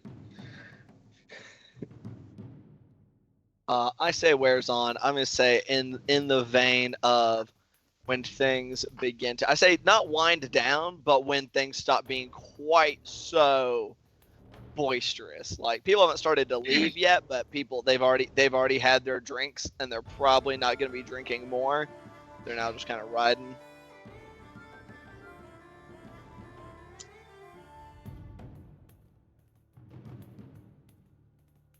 How long you waiting on that to happen?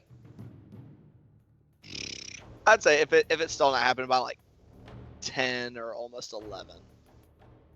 It doesn't seem like there has even been a speed bump.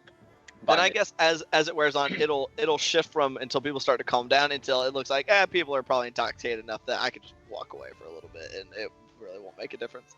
Yeah, they're still like bringing up crates by like 9. So holy God. Okay. Yeah. So I keep mentioning crates. There's a lot of people drinking from the crates. So remember, this is like 3 times your usual turnout for your house parties here. So it's your house. Okay. It's a party. Gotcha. But these don't seem like suspicious crates. Like they're all coming from one location or anything, right? Yeah. No, these are all like open crates of just bottles. So. Gotcha. In that case, just once it looks like, once like a little like 10:30, it's like those things aren't going to slow down, but people are pretty fucking trashed already. Plunder's going to step out, actually outside, kind of like into the, not like going wandering about, but just kind of out into the alley, into a little bit of a private space. And I just realized that I never reopened Tailspire, or not Tailspire, Soundtail. Ooh. Big missing these banging tunes. Yeah, it's fine. I am actively troubleshooting my laptop. I say laptop, my desktop at the same time, but we're good. You would be passing Serafina, Alikos, and Gaia on your way out. Letting them do their thing. Just keep on going. Whatever's going on there, I'm gonna let it lie. Well, Alikos rolled a nat 1 to notice you, so you don't get trashed. So yeah, you go in and he's like holding 2 bottles and he keeps trying to drink from one and keeps forgetting that it's empty. So pouring. That's where he's at when you like from the other bottle out onto himself. No, that's the one. Like he's double fisting empty bottles. Oh, wow! Yeah, he's gone. And I need to go get more.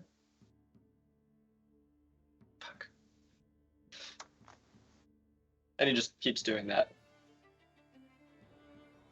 And Gaia sees a blur of movement, but doesn't recognize that it's you. I'm just gonna step outside, kind of get away from whatever guard there is, down to like a quiet, dark corner of the alley. And once he's all the way out there, and kind of just, like. The entire like normal presentation of cheerful, kindly old grandpa, just exhausted, like just absolutely like the weight of just prolonged, continuous, small scale violence is just weighing on him. Make me a wisdom check. Okay. As you kind of got out, you find your dark corner, and you're kind of like 11. 11. Okay. But as he's sitting there, there's a few moments, just kind of a few deep breaths, and just to the open air. It was a bill that we are kneeling the end. I do hope that you are not going to back out of your end of this deal. You don't get a response.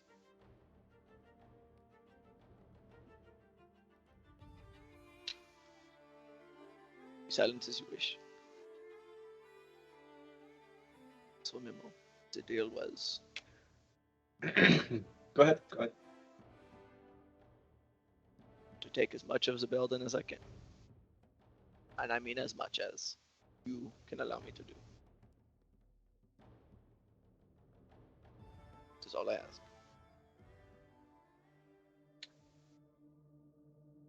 Since that.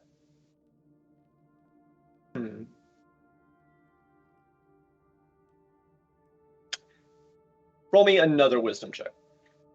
We'll consider it advantage. 19. Let's go. As you are reaching out to him, speaking in a way that you have done before, you realize you haven't, heard his creepy bullshit in a while. Okay.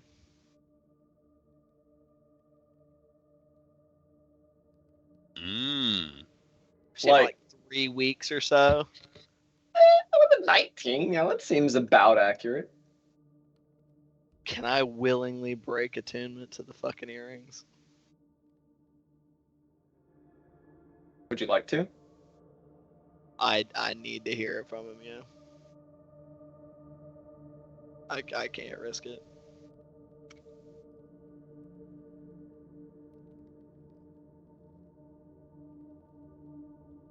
Make me a persuasion check at advantage. At advantage. Sweetheart, I know you mean well, but you're dead, and these people aren't, so not yet anyway. At advantage, that's a 24. 24. The hand on the pouch on your belt that contains the earrings, you mentally and spiritually try and separate yourself from its contents. And it's hard. Not just in the way that remembering difficult and painful things is usually hard, but there's something to it, like you're having to push with your soul. And a presence that you didn't even realize was there vanishes. And for the first time since the night of the fire, you feel alone. But only for the barest of moments. That scheming bitch. What the fuck did you do? A familiar voice from over your shoulder.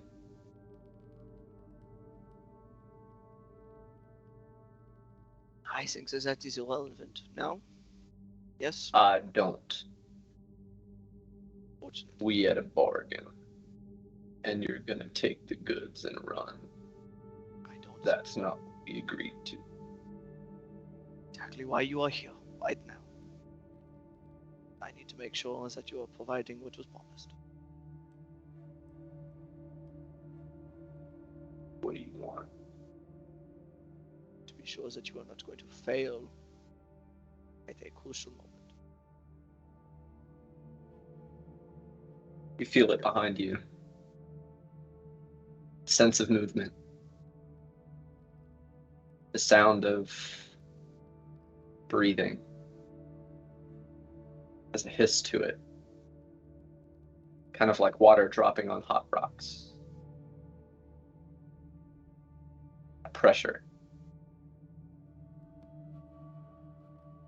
Just a hand on your shoulder.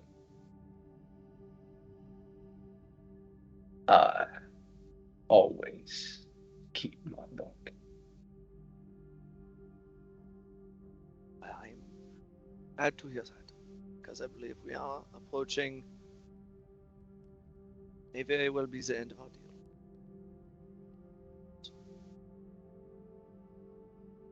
No more little tricks.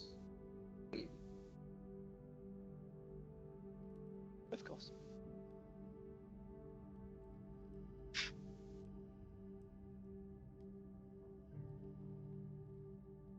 Then nothing.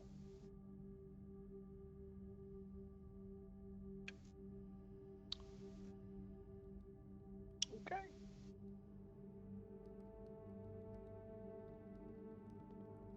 Okay. Just sat there for another couple minutes, just deep breaths and hand on the pouch, but being sure to keep like effectively like a mental block up. Just don't think about him too hard. Don't think about him too hard. Head back in.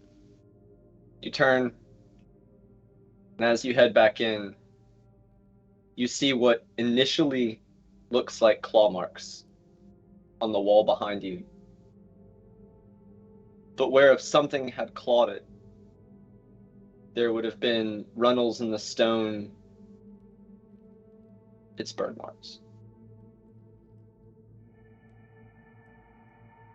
Nods to himself. Keeps trying to in through his nose, out through his mouth, in through his nose, out through his mouth. All right.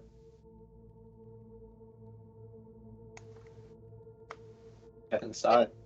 When Apollinaire, because he's gonna have to pass Seraphina through again, or like past Seraphina, can I make a perception check to see?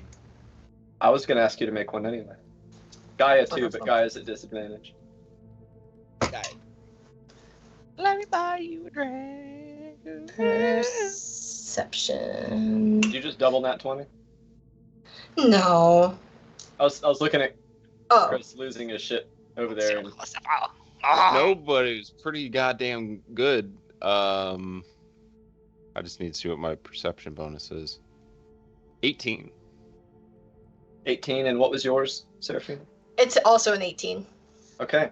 Nice. As he Winning. walks in, you're not certain if it is your imagination at first. Gaia, you especially are like, is that the drink? And look down at the mostly empty bottle in your hand. Because as he walked in, you thought you saw kind of an orange light in Apollinaire's eyes, slowly fading.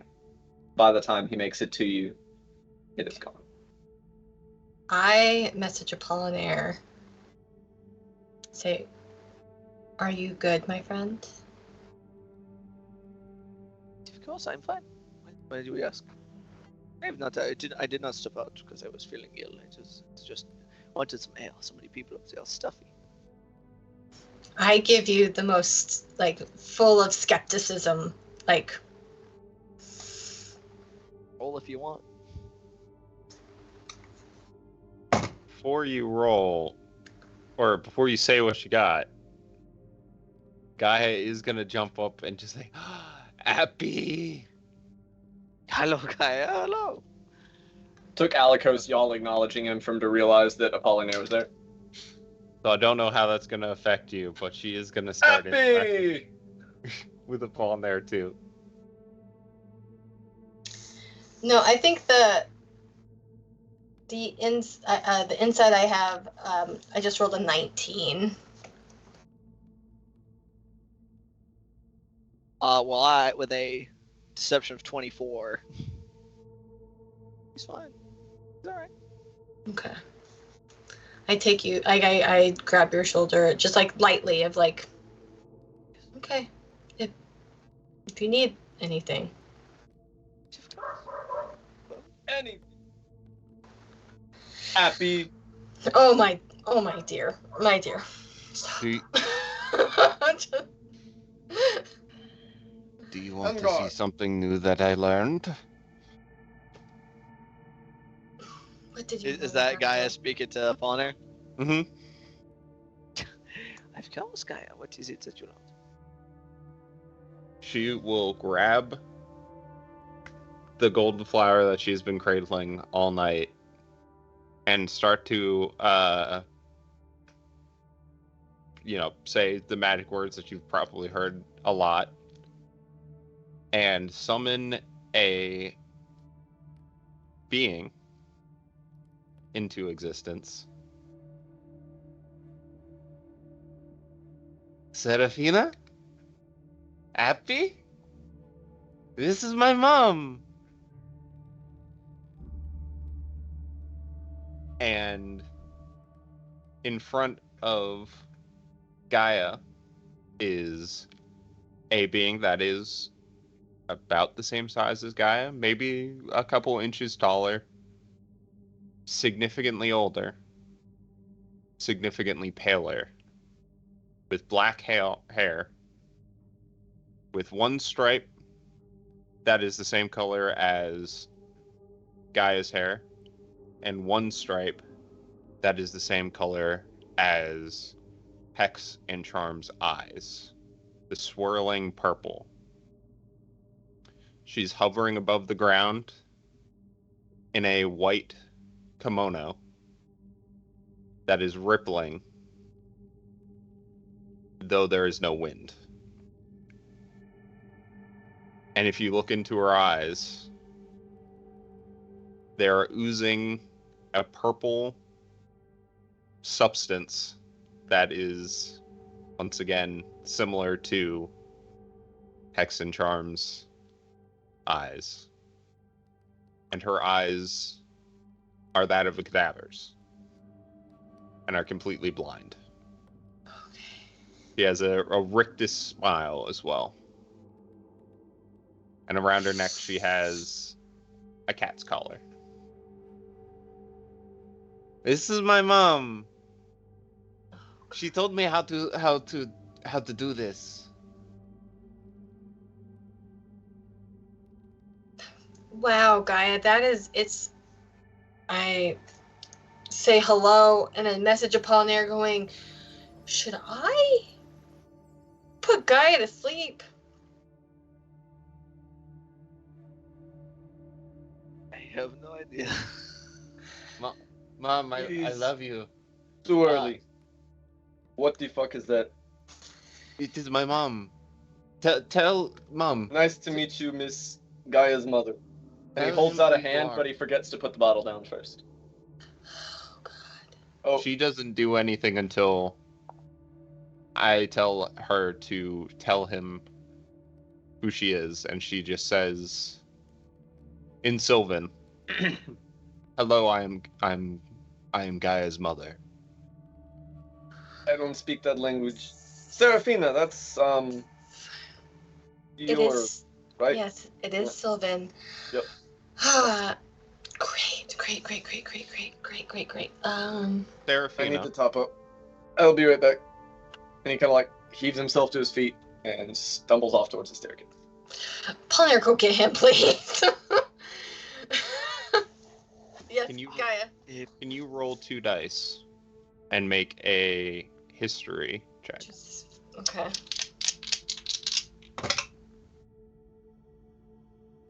History, 15 on history.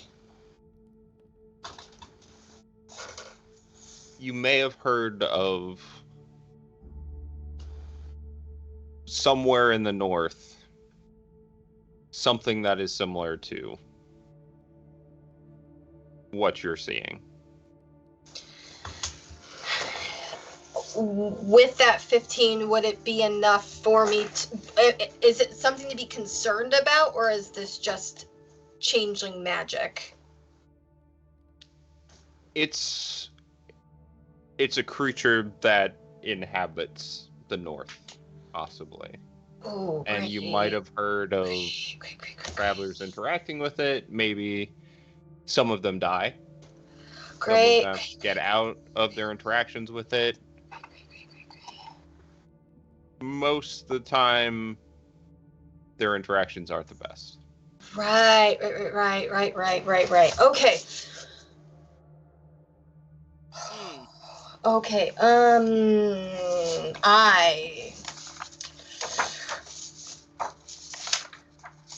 All right. And quick interjection. You said this creature is like how big? It's small. Okay, I was about to say, I was like, do you just It's giant. It Well, just if I was about to blows say if the it was roof off like the place. the only thing you had sent to me was about the face, so I was like, Oh, that'd yeah, be no, real it's weird if small. it was like a child's face on an adult's body. Okay, carry on. No, I think I go over to Gaia and I pick her up to give her a hug. And I am going. I'm sorry, Gaia. I'm going to cast a third level, or using a third level spell slot. I'm going to cast Sleep on you. Go ahead and roll. Okay. Do what you get. How much HP do you have? 47. Okay, give me a sec. I don't know how many dice I have to roll for this. That's a steep number. 5d8 plus 2d8 for each level, so You'd have to 98. High. 98. Okay. It's not impossible. You gotta roll really good. D8.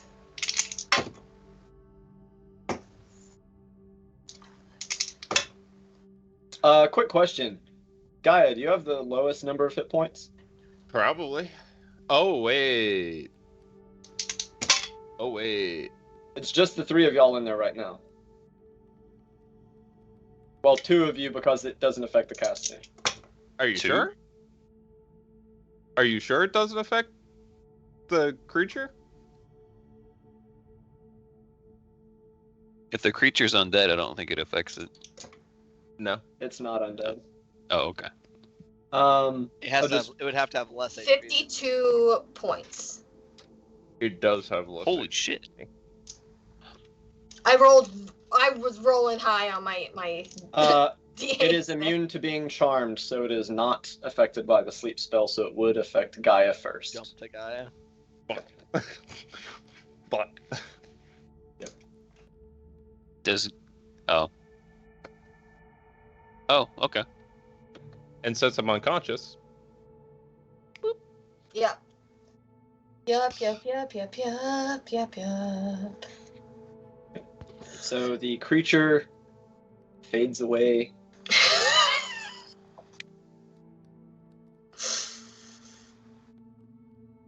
Oh boy. I'm still holding Gaia because I had picked her up, and I go up the stairs and I go up to my balcony and I just gently lie her down.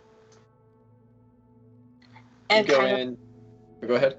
oh, and it's like and just sort of like take 2 steps back and go like, oh shit. You go in, and it's packed. It's loud. Not that either of those will affect your spell. And at first you're having kind of a hard time getting over to your balcony, and Catalina notices you're carrying Gaia, and she starts throwing hands until you get your way over to your balcony. The little girl party too hard, I guess. Yes. Okay. She goes back to dancing, having fisticuffed you a path to your stairway up to your balcony. Great. It is still a balcony in the same room that the party is going on, but so be it. Yeah, after I put her down, I go back downstairs so Alikos has gone up to drink more, fine, whatever. I go to Apollinaire and Roderick and let them know what I did. I'm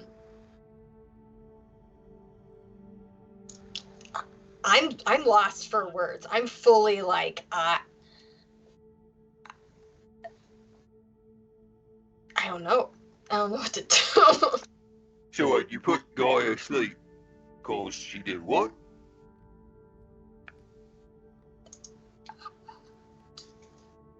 Summon a horrifying entity that I think I know about. I mean, it's very, You will know about it. very little. Usually, okay. You know how people often say, like, you walk into the Sylvan Woods and you automatically die. Well, you know, some of that has to do with Sylvan law. Some of that has to do with the stuff that's in the wood, like, bad, just bad. Fungus? No. It's horrifying, like, fey traps that, like, lure you into the woods and devour you. That's not even my people. That's something else. Oh dear. Oh shit. It's concerning. How could she have conjured such a creature? I don't have any idea. Magic is the only. Oh god. Yeah. So is a creature loose then? No. As soon as I put Gaia to sleep, it was gone. We just tell her not to use it again. I'll be fine.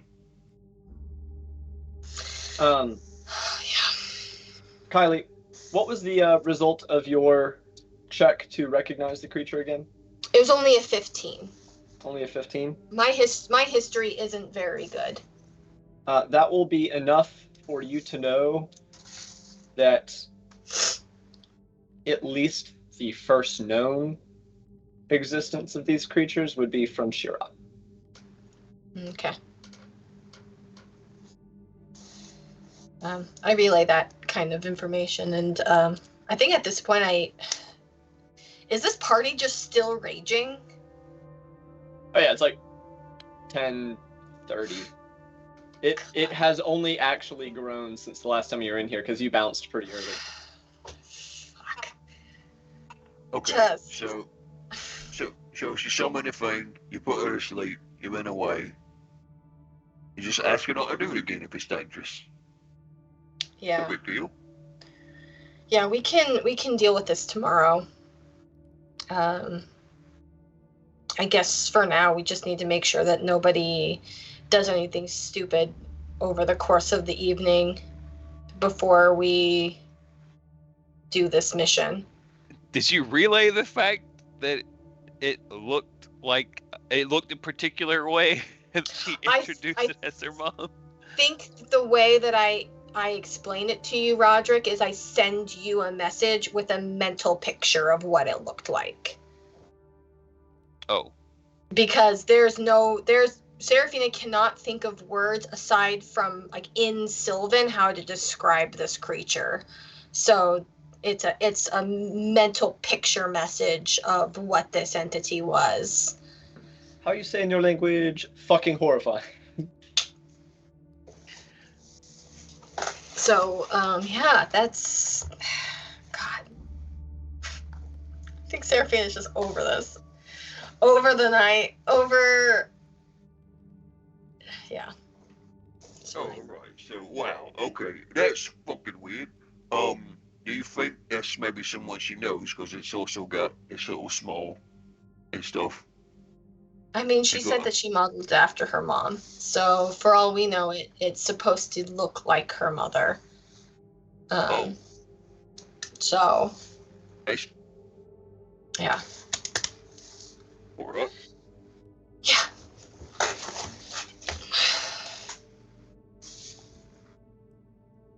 Yeah, that's weird. Yeah. We should talk to her about that. Yeah. Gaia has schlumped after the magic wears off. She will not be waking up tonight. 1 minute, more like 8 hours. Yeah. I think that, God, how drunk is Alikos right now? It's You'd have just to like, find him to know. fuck. Okay, I'm gonna go track down this man. There's not many places he can wander away. No, but it is a packed theater full of people, so it's like 120 motherfuckers. Which one of these is him, kind of thing. Right. So you can like peer down, you can go down and look for him. Make Okay. me an investigation check to find Alakos. Can I just look over the balcony and see if I see him? That's what I was gonna say. It'll be an investigation check, however you choose to execute it, or Not a perception. perception check. Hey, Sure. there we go. This is not a mechanics heavy scene, so It doesn't matter. I rolled a 3. Oh, okay. sometimes these humans all look the same, you know. My investigation is a Racist. 16. 16. It'll take you a minute. Probably a good like 5 minutes of you do the same. You're peering down. You're like, I don't see this motherfucker, and you go down there and you start shouldering. You ask Catalina. He came by. He got like a few more bottles, and he said he was going to look for you. Okay. You follow her advice. Yeah, talk to you find a group of the people that he trained. You don't see him. You go over there, see if he's by the musicians. You don't see him. You go back down to the lobby. You don't see him. And you're like, what the fuck? You get back upstairs. And as you're getting to the front of the stairs, you see him like just kind of like dancing in the middle of the room, holding 2 bottles in each hand. God. Okay. Because at this point, you said that movement between the layers at night don't happen. Yeah. Locked. Great. Okay. So I go up to him and go, Alakos, my dear, where are you? You can't go back to the barracks tonight. Where are you supposed to go? Gestures at you with all 4 bottles, but like one of them kind of sloshes because it's the one that's open that he's drinking from. He's like, and figure it out. Okay. After, this is done. But this is the last big party I'll get to be a part of. All your other celebrations will be after I am out of town. For a while. Okay. We'll have a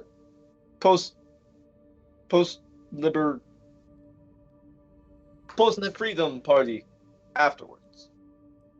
Okay. But yeah, like kind of gives up halfway through his sentence, takes a drink. Great. Okay. Okay, well, I can't talk to an actual drunk person too much. So I think that Serafina gives him a hug and then sleight of hands puts a letter that she has written to him in like a pocket, like an inside pocket, one that he wouldn't immediately be checking.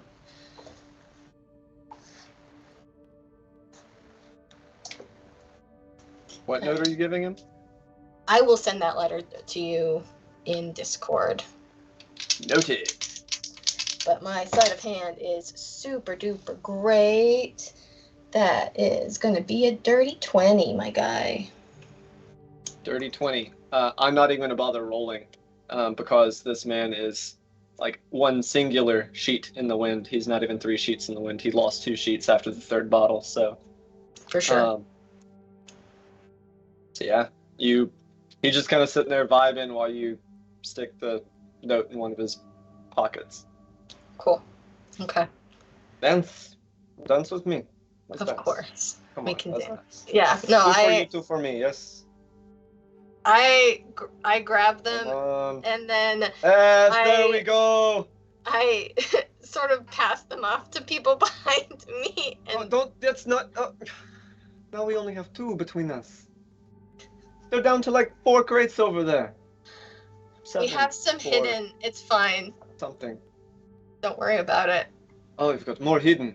Smart girl. I knew you were a clever fox. Get it? Because you're always doing like the fox things, right? It's like your Mascot?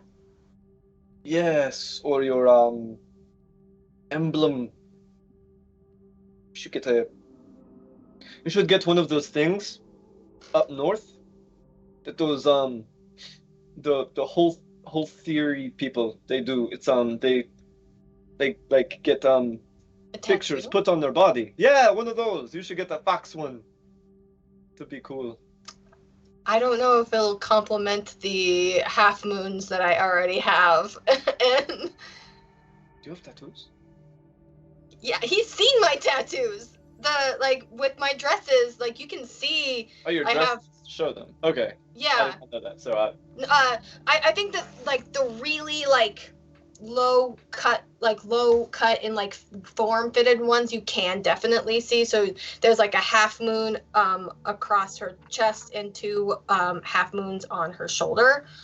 Right now I didn't realize they were that visibly evident. I was gonna like, oh man, if that was the case, you've probably gotten a lot of commentary on it because that's like a thing that happens. I mean, outside the Sylvan Wood, way up in the furthest northern reaches. So, but that's. I thought that was like stain or drawn on or something. I did not. The elfin people do the whole theory thing. A whole theory, elves. no. I say these I think are unique because this is how I am who I am. Okay. He's Got so this down.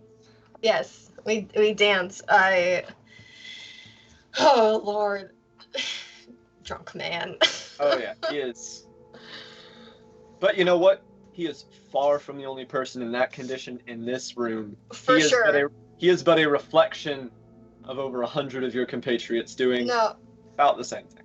no, it's fine. It's more of the like again, there are few people that I have like fully like you are important to me, I will take care. So it's like putting Not my Gaia to sleep. problem. So Not my problem. yep. My problem. Yep. Not my problem. 100%. Not my circus, not my monkeys, but these like handful of people are my circus and are my monkeys, and I have to deal with this like now. 2 of them are monkeys, at least. One's a sleeping monkey, so that makes things easy. So as far as conversations, interactions, or anything like that, is there anything else anyone would like to do during the festivities? Going once. Sleep. Nope. Twice. Roger will go back to his table and mope around, mope around it for the rest of the night. All right. So the party rages on until Ambush.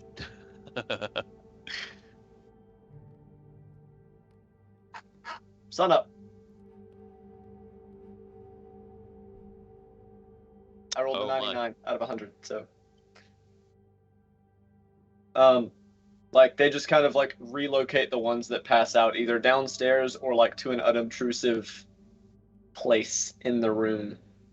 So there's still probably like as the sun rises, there's still like a good 30 or 40 people kind of like they're not like dancing and partying so much anymore, but they're like kind of sitting in clusters. It's that post main party like hangout kind of thing.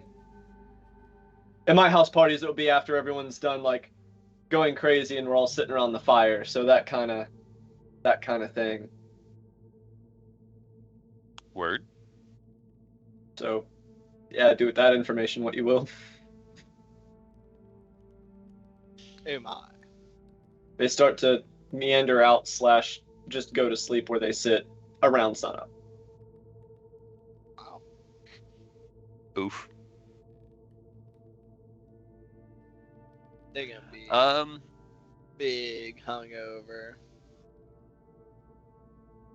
Speaking of big hungover, Gaia is big hungover.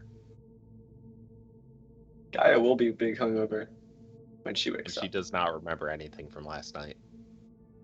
Magic of spirits, I suppose. Apollinaire, do you reattune to the earrings at any juncture? I do not. Gotcha. All right. Roger will probably find some buckets and pans and just randomly set out larger than cup-sized vessels of water about the place. Gotcha. That tracks. It's been weird ever since all this started really going downhill. Around now is when y'all first moved in here. Now, around now is when y'all would start to hear the sounds of the carnival start to pick up. The people trying to hawk their wares out of trays on the streets. The people going shopping, starting their days. The very first, plays and musical performances would be in the next 2 or 3 hours. So people would be gathering for that. This is really kind of weird that for the past few weeks, kind of increasingly, it's quiet. Like all the time.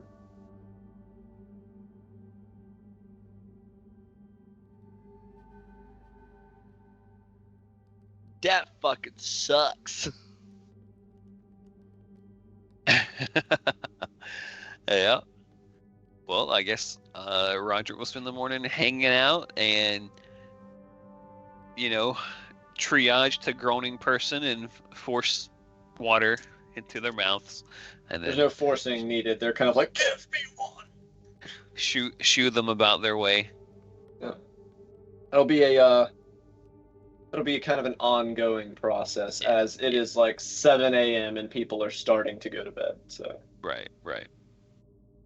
You will just hear a normal Gaia Thursday. very loudly complain. I'll give Gaia some water too. Oh, thank God. I mean, You didn't drink out of little cups, did you? She did not drink out of the cup. You look over and Catalina's still awake. I asked where the cup was, and then I was given. You had the cup. You found it. You will leave it out of your sleeping area. Then you got rid of it. I think. Fuck. I think she could. All right. Well, drink. So when they're supposed to have this plan set in motion, when can we find out where we're going? I could not catch the first couple words you said. What was that? When are we going to get the dossier? When are they going to have it ready? If they follow through with what they said, sometime today. Okay. Time. If. Rude. All right. Yeah, I guess I'll help clean up after this party for the rest of the day, unless there's any other businesses that fall into our lap. That's a lot of work. So, yeah, that's probably going to keep you till like noon. Right. Or until they give us the dossier, whichever comes first. You just Right. leave that shit like y'all clean this up yourselves. Yeah. Fuck them. We got stuff to do. Mm-hmm. Yeah, for real. Got a city to save. Anybody else doing anything for the morning? I think the rest of it. Well, I guess me and Apollinaire are still awake because he doesn't sleep either. I eventually went to sleep, but yeah, I wake up and just like look over the balcony, sigh deeply at the absolute nonsense that is before me. There's probably a good like 50 people sleeping here. Great. I think out of so I definitely had put Serafina in my bed. She and I have often over the last few weeks, I think, aside from when she's not in her cave, she has come up either in cat form or whatever, and we've cuddled. I think I take the cot that I had been using for Max and eventually put it downstairs and get Apollinaire and Roderick to help me put Calico's on the cot. Oh man, he is Just as woefully small, so he ends up like kind of like push his leg up so that it's all the way on, kind of like fold his arm up so it's. it's better than sleeping on the ground. Well, yes. I'm just saying it looks a little comedic by the time you're done, and you're like, that is a grown-ass man. A muscular grown-ass man curled up on a child-sized cot under a child-sized It's not a blanket. child-sized cot because it's my travel cot. I thought you had Roderick adjust it. I apologize. Never No. mind. He is not. He's a little cramped, but he's not crazy cramped. Yeah. Had to ruin my joke. Damn. I mean, if you wanted to be a joke, No, we could it's have retroactively. No, it's fine. No. Yeah, you'll get him on the cot. He does not notice being moved, nor does he seem to care. Yeah. Alikos is on a cot. That's how long it took to fall out. To fall out. He made it to like 3. What a champ. Yeah. Wonderful. So you go till noon, trying to uncarnage the carnage. Lunch arrives. Y'all eat. Still no dossier yet, but I mean, Fuck's sake, people. a couple more hours go by. Y'all doing anything with your early afternoon? No. Just kind of sit there Probably- like, where's our fucking papers the whole time? Yeah, Yeah. like we've got business on the brain. Yeah, it's kind Guys of a busy pressing being hungry. matter. Yeah. Well, I didn't know if y'all had like any universal or catch-all planning that y'all needed to do or errands to run. So always gotta ask. The thing that Seraphine wants the dossier before she has to go to the Carnation that night, so that she can start getting some, because the Carnation has high level people. These aren't, regular customers. So trying to get a here birdies. Pascal is, I assume, is going to be the person that's going to make this dossier. One of them. Okay, and he lives here. Yeah. Probably by noon if we don't get it. Shit, yeah, we're going down there like. Hey! Hey, you the one making this dossier for the the distraction. You check his room. He's not in the room. You check the meeting room. God damn it. He is in the meeting room. Get there. Him, Lifang, Antoine, and a couple of the administrative personnel, the non-combatant members of the order, are all seated kind of around this rectangular table, and they have just several stacks of papers and drawn out maps and stuff that they're going over actively when you go in the room. Yes, what can we do for you? Good afternoon. Good You know afternoon. where that distraction's gonna be taking place? We are working on our options now. Kind of gestures broadly at the table.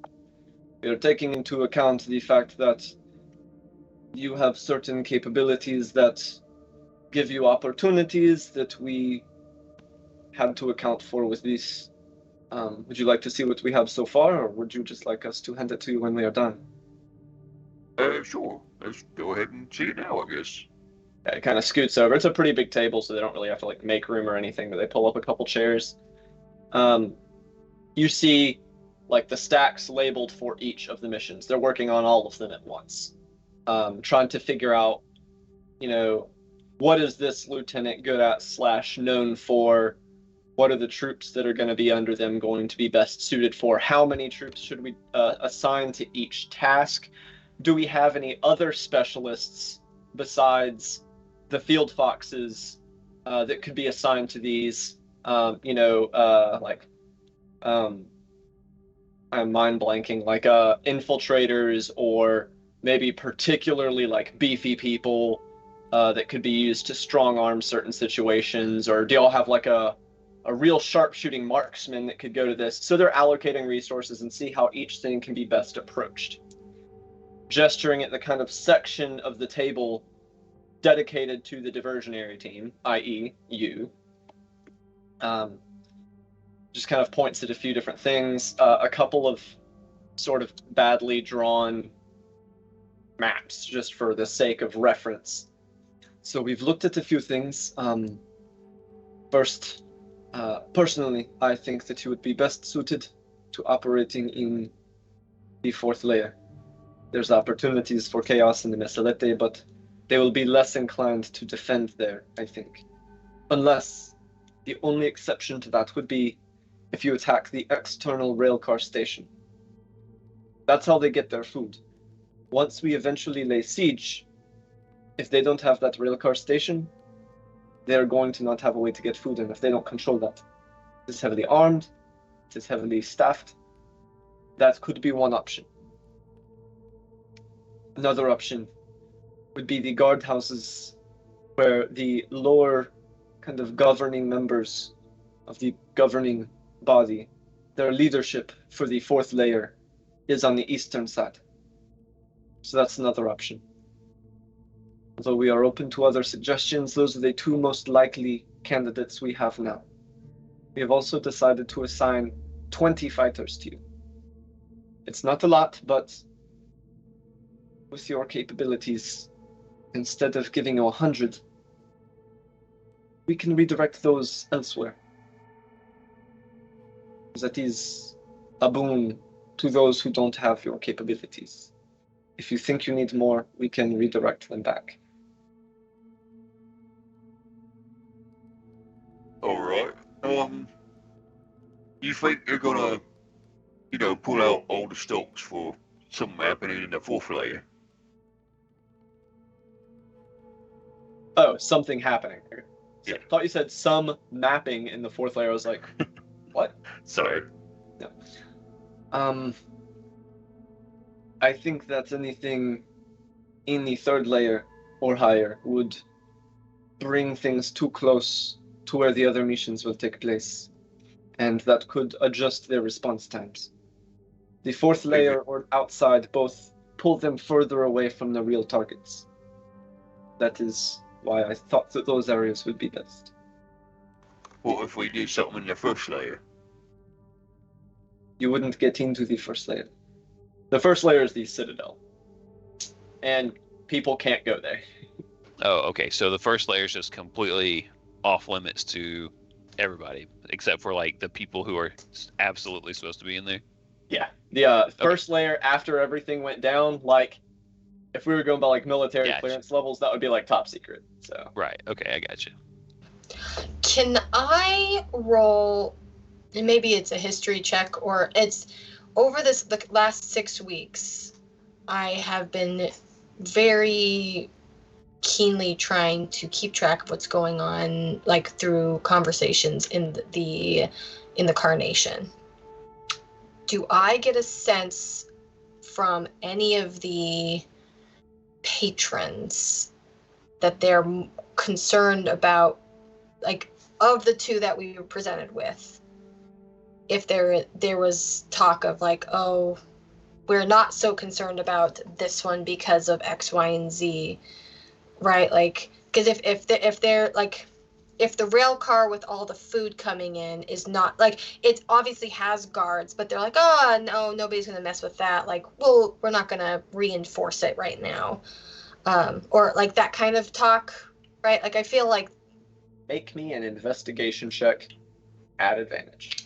Amazing. Oh, shit. Sorry. Whoops. Nice. Did you say a wordy dirty?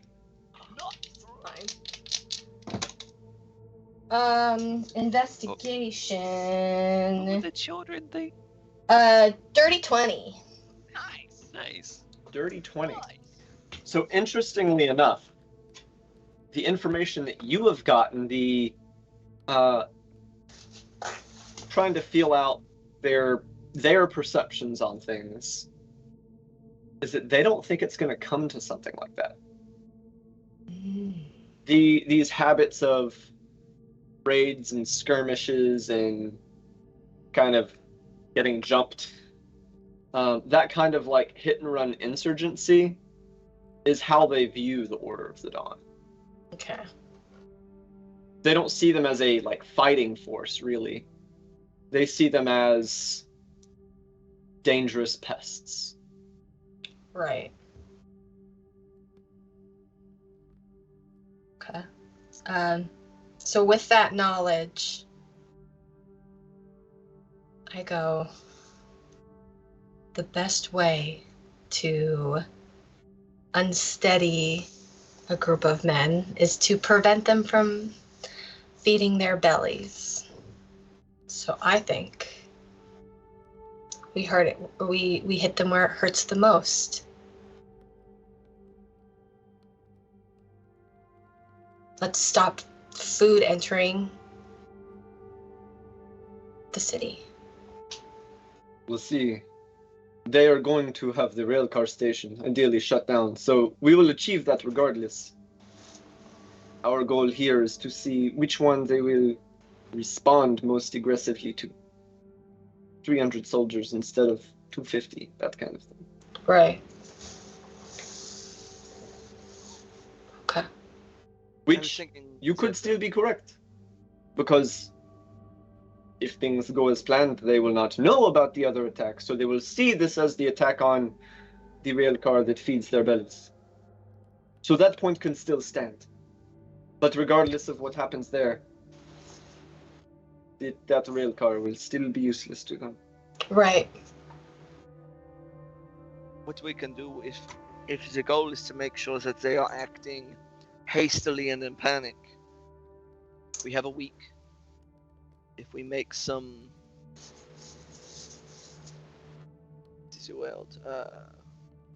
probing maneuvers over in the area where their leadership on the fourth layer finds itself, make it seem like perhaps we are testing the defenses of that area. A feint before the feint. Correct. So they think that we are. They think that we are not. That we are not a challenge. They will think we are being foolish in showing our hand early. And then Onions on have the day, layers. Military strategies have layers. yes. And then when we attack the rail car, they go, "Oh shit! This is where they were actually planning to attack. Send everything right now. Go, go, go!" They panic. That is good. That is good.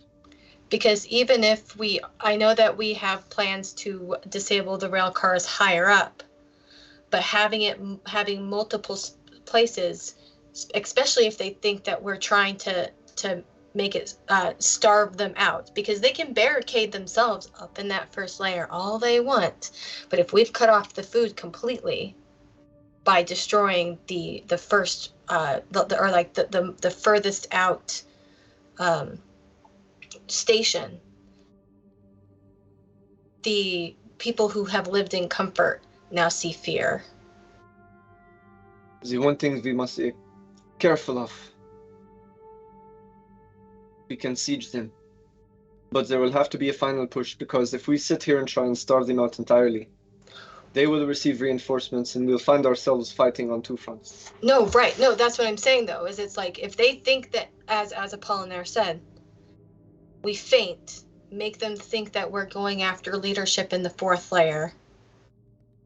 But then when we do our actual push, our group attacks the outside station, like you suggested.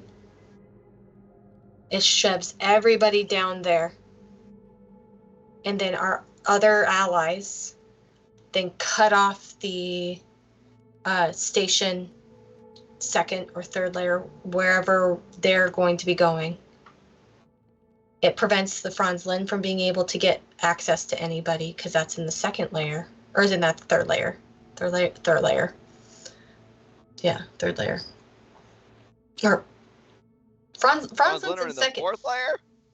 I'm double checking because I have that in a document. I'm pretty sure Franzlin is numero dos. Yeah, so it's like Well, they have two things. The workshop is in. Yeah, Franzlin workshop is in the second layer. Right. Yeah, I thought so. I was saying fourth, I meant second, because I was thinking one above the third layer. I just was being brain dumb. because Yeah. they have a distribution location in the 3rd layer. The Mhm. workshops are in the 2nd layer. Right. And so what I'm saying is it's like it having 2 sections of the rail car destroyed. Not only does it make it so that we're the distraction because we are attacking where the food comes from, it cuts off Franz Lin from being able to move quickly also. Well, keep in mind, and this is something that was stated earlier, but also that you would know, Mhm. they're not attacking a railcar station with the main attack.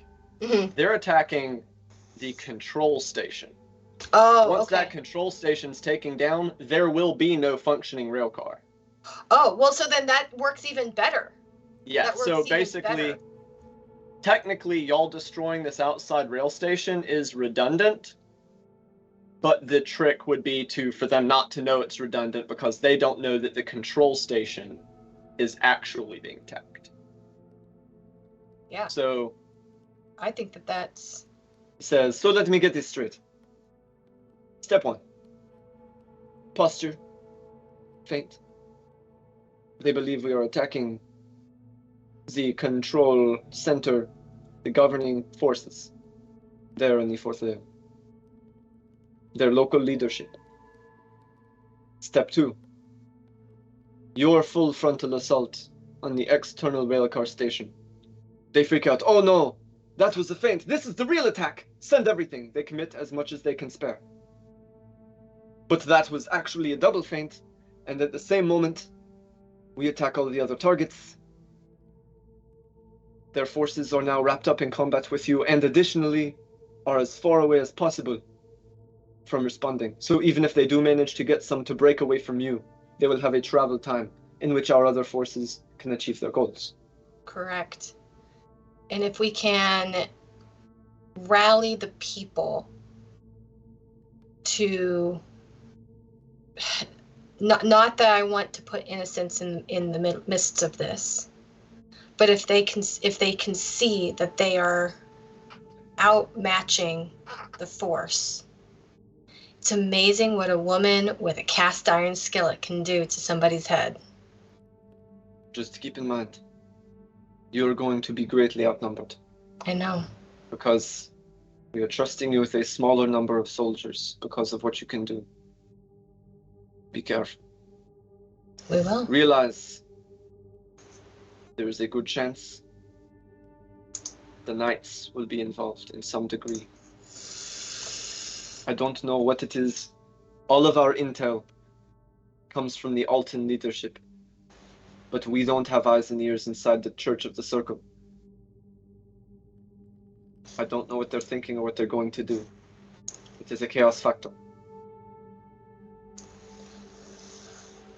Better the knights dealing with us than the knights dealing with the rest of our allies.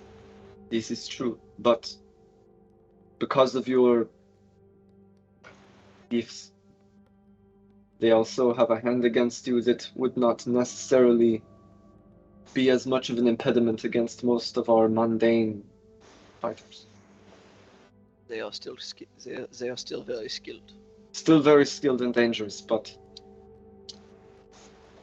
they are more of a hindrance to you, pound for pound. Not to dissuade you. I just want to make sure that before we execute this operation, you know every detail and what to expect. And what you can't expect. You are at least aware of the possibilities. You're not wrong.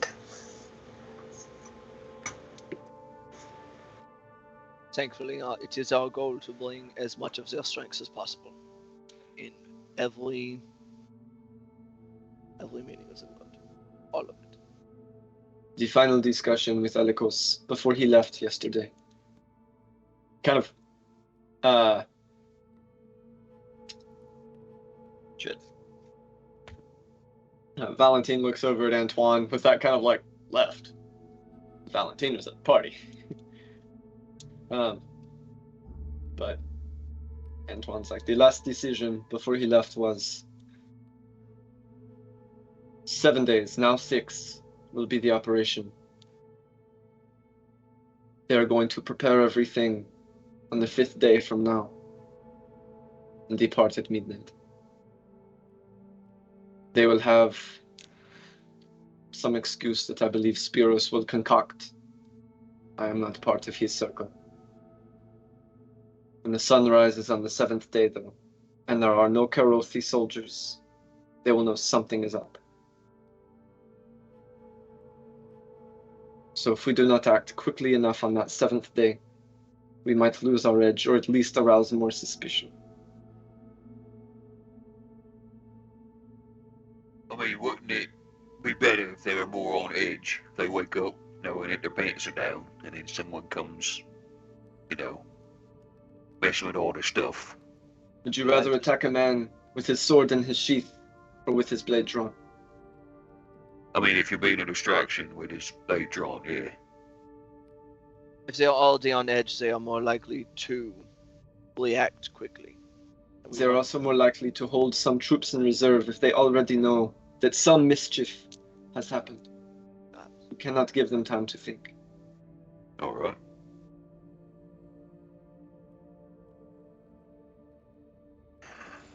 Well then, I guess we just need to figure out how we want to do this on the rails on the outskirts then.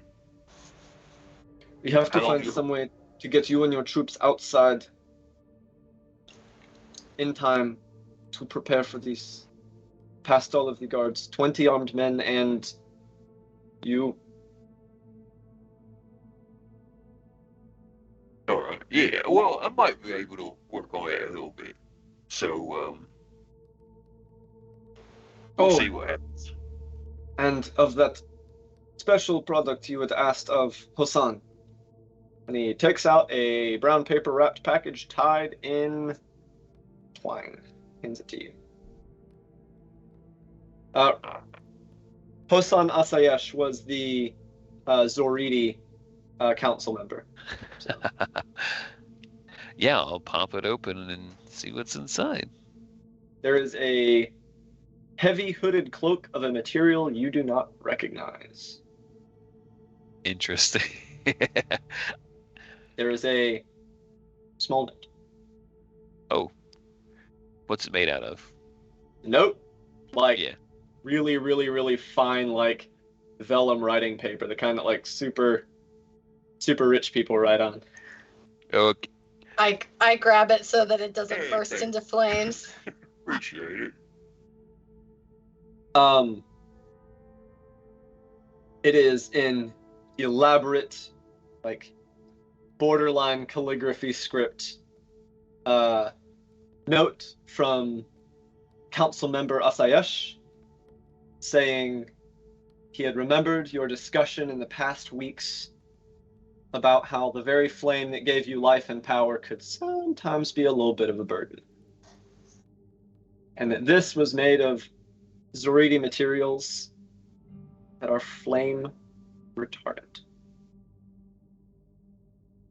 Mechanically speaking, what this will do is if you are fully wearing it, meaning like closed, hood up, you will not suffer the disadvantage from your fire and are not immediately visibly recognizable as what you are.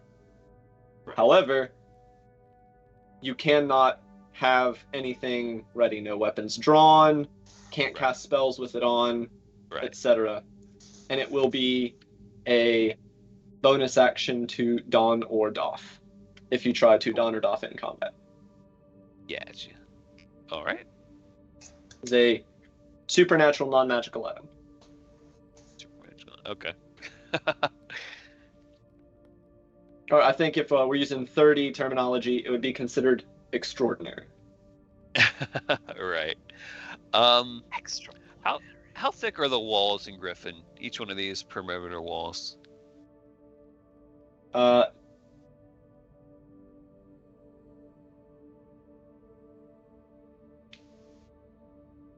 Very thick, like Hell. 20, 30 feet. Redwood. Holy shit. The DM Cody will look up what those kinds of like ultra thick castle walls that you can walk on is, and I'll get back to you on the specifics. Cool. Because I have shaped stone, and we might just make ourselves our own hole. Secret tunnel. Secret tunnel. About 25 5 feet a day. Oh shit. Okay, we can get through one wall. Then We only need so to we're in get the third layer. We get Yeah. to the fourth layer, and then hey, we're here. Good Unless job. we wanted to have like a. Do they guard the exits to the city? Yes, every Okay. single gate right now is heavily guarded. Shit. That's why he said our next goal is to get y'all out, because that's How, going to be a how thick production. did you say the wall was? 25 feet each. 25 feet. How many feet a day can you do? Well, technically, I guess I could do. No. I could only do it once a day, so I could only do 5 feet a day. I couldn't use. Yeah. 5 feet? Yeah. Oh, Yeah. shit. Well, that Yeah. can get us through a wall. Yeah, you can get through one. We gotta figure out how to get to the other. I mean, Are they like actively searching carts and stuff like that? That could be part of the attack, is just busting through the gate where the defenses are, just being like, "What's up, bitches?" Bow. I don't know if you've ever been to a military checkpoint before, Right. but yeah, they're That's Yeah. only like 40. sweeping for IDs, checking the trunk, whole 9 yards, popping open that glove box. It's crazy. All right. I mean, I think the best course of action, especially since we're only having 20 men join us, is to slowly disseminate them outside the city walls over the course of the next few days. Because if 2 or 3 people are going down to Clearwater, that's not suspicious. Yeah. What time of day are they wanting to do the attack? I think the implication of that last conversation was like at sunup or as soon after as physically possible. Cool. So you know what? It's a lot longer than 25 feet. 90 feet. When you use vortex warp, do you have to see the location that you're going to? I believe But- so. I used that spell enough. I should know. Can we get a cape of the mountebank? Mountebank. That works Cape like of a the mountain lot. bank. Make it the same price you did Yes, in both the teleporting we could target and afford the it if it was the destination same have to be prices. things you can see. Don't. Oh no, we can fix it. Dag nabbit. Can anybody cast in Dimension Door?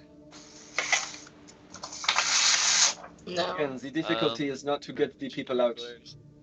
The difficulty is to get them and their weapons and armor out.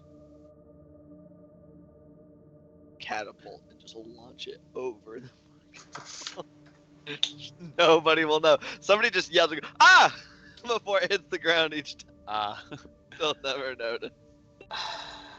I look at Apollinaire and I go, I could cast suggestion the night before to get everybody's weapons and stuff out. How tall is the wall? Are they aware of specifics? Yeah, eventually. Eventually. I Walls are don't. like 30 feet high, right? I think Yeah, it's- they're tall. They're very high. I could cast wrist pocket on all of the things that I can fit in my hands just over and over and over again as a ritual. Just don't mind me, just walking in and out of the gate over and over again. Supposed to be DMing. What are you doing? Shit took me 30 seconds. Excuses. No.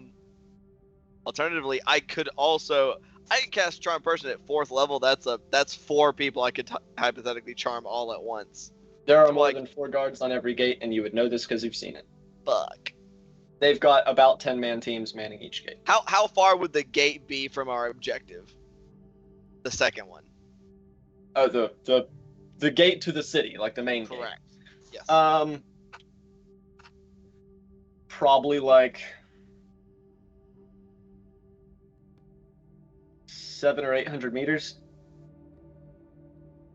How far is the gate from the nearest like alarm or anything, or like? There's alarm. The gate has one. Ding ding ding It ding. Ding, has ding. one. Yep. Plus, you know that there have been Franz Lin notification things.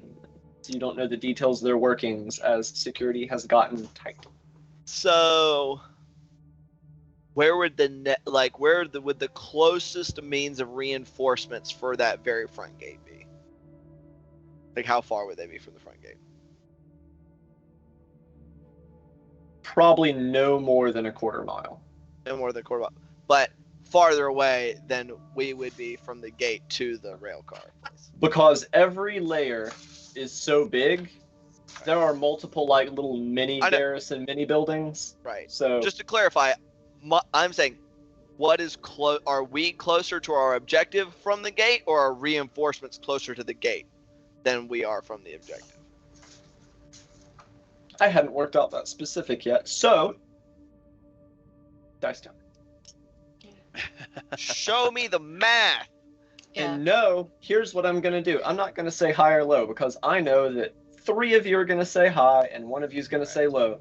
So I'm going to add an extra dice roll into this since we're right there at the end of the session just to make this fun.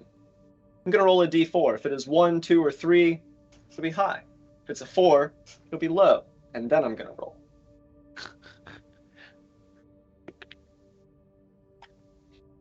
And I'm not going to tell you what it was. You could have just rolled the dice. Yeah, but everyone likes rolling dice. More dice, more fun. Shiny rock, go click clack. Shiny rock do go click clack, and mine are very shiny. While you're doing that, I think that I talk to Roderick and everyone and say, I do have Shatter. It is That gets so sort of close to equidistant. It is about 700 meters from the front gate to the external railcar station. It is about 500 meters each to the 2 sub-garrisons on the 4th layer. But they would have to still, get notified and get... Allegedly, you would already be acting. We would be hauling ass straight there. We'd get there before them, because that would put them... Oh, you're talking about... So you're talking about just busting through the gate. Yes. I think the implication when you were talking to Antoine was to try and be out there on, And I'm contemplating this being better for the purposes of being a distraction. It just needs to be viable enough that we will get there far enough ahead of their reinforcements that it can be in the midst of being threatened. Fair enough. Because my whole thought is we want them to think we're clumsy. So even if we hit them with the ropey dope of, we're actually attacking this place, we're doing it in such a dumb way that all they need to do is throw overwhelming force at us to win. We don't want them to have that. We don't want them to think. We want them to go, just crush them.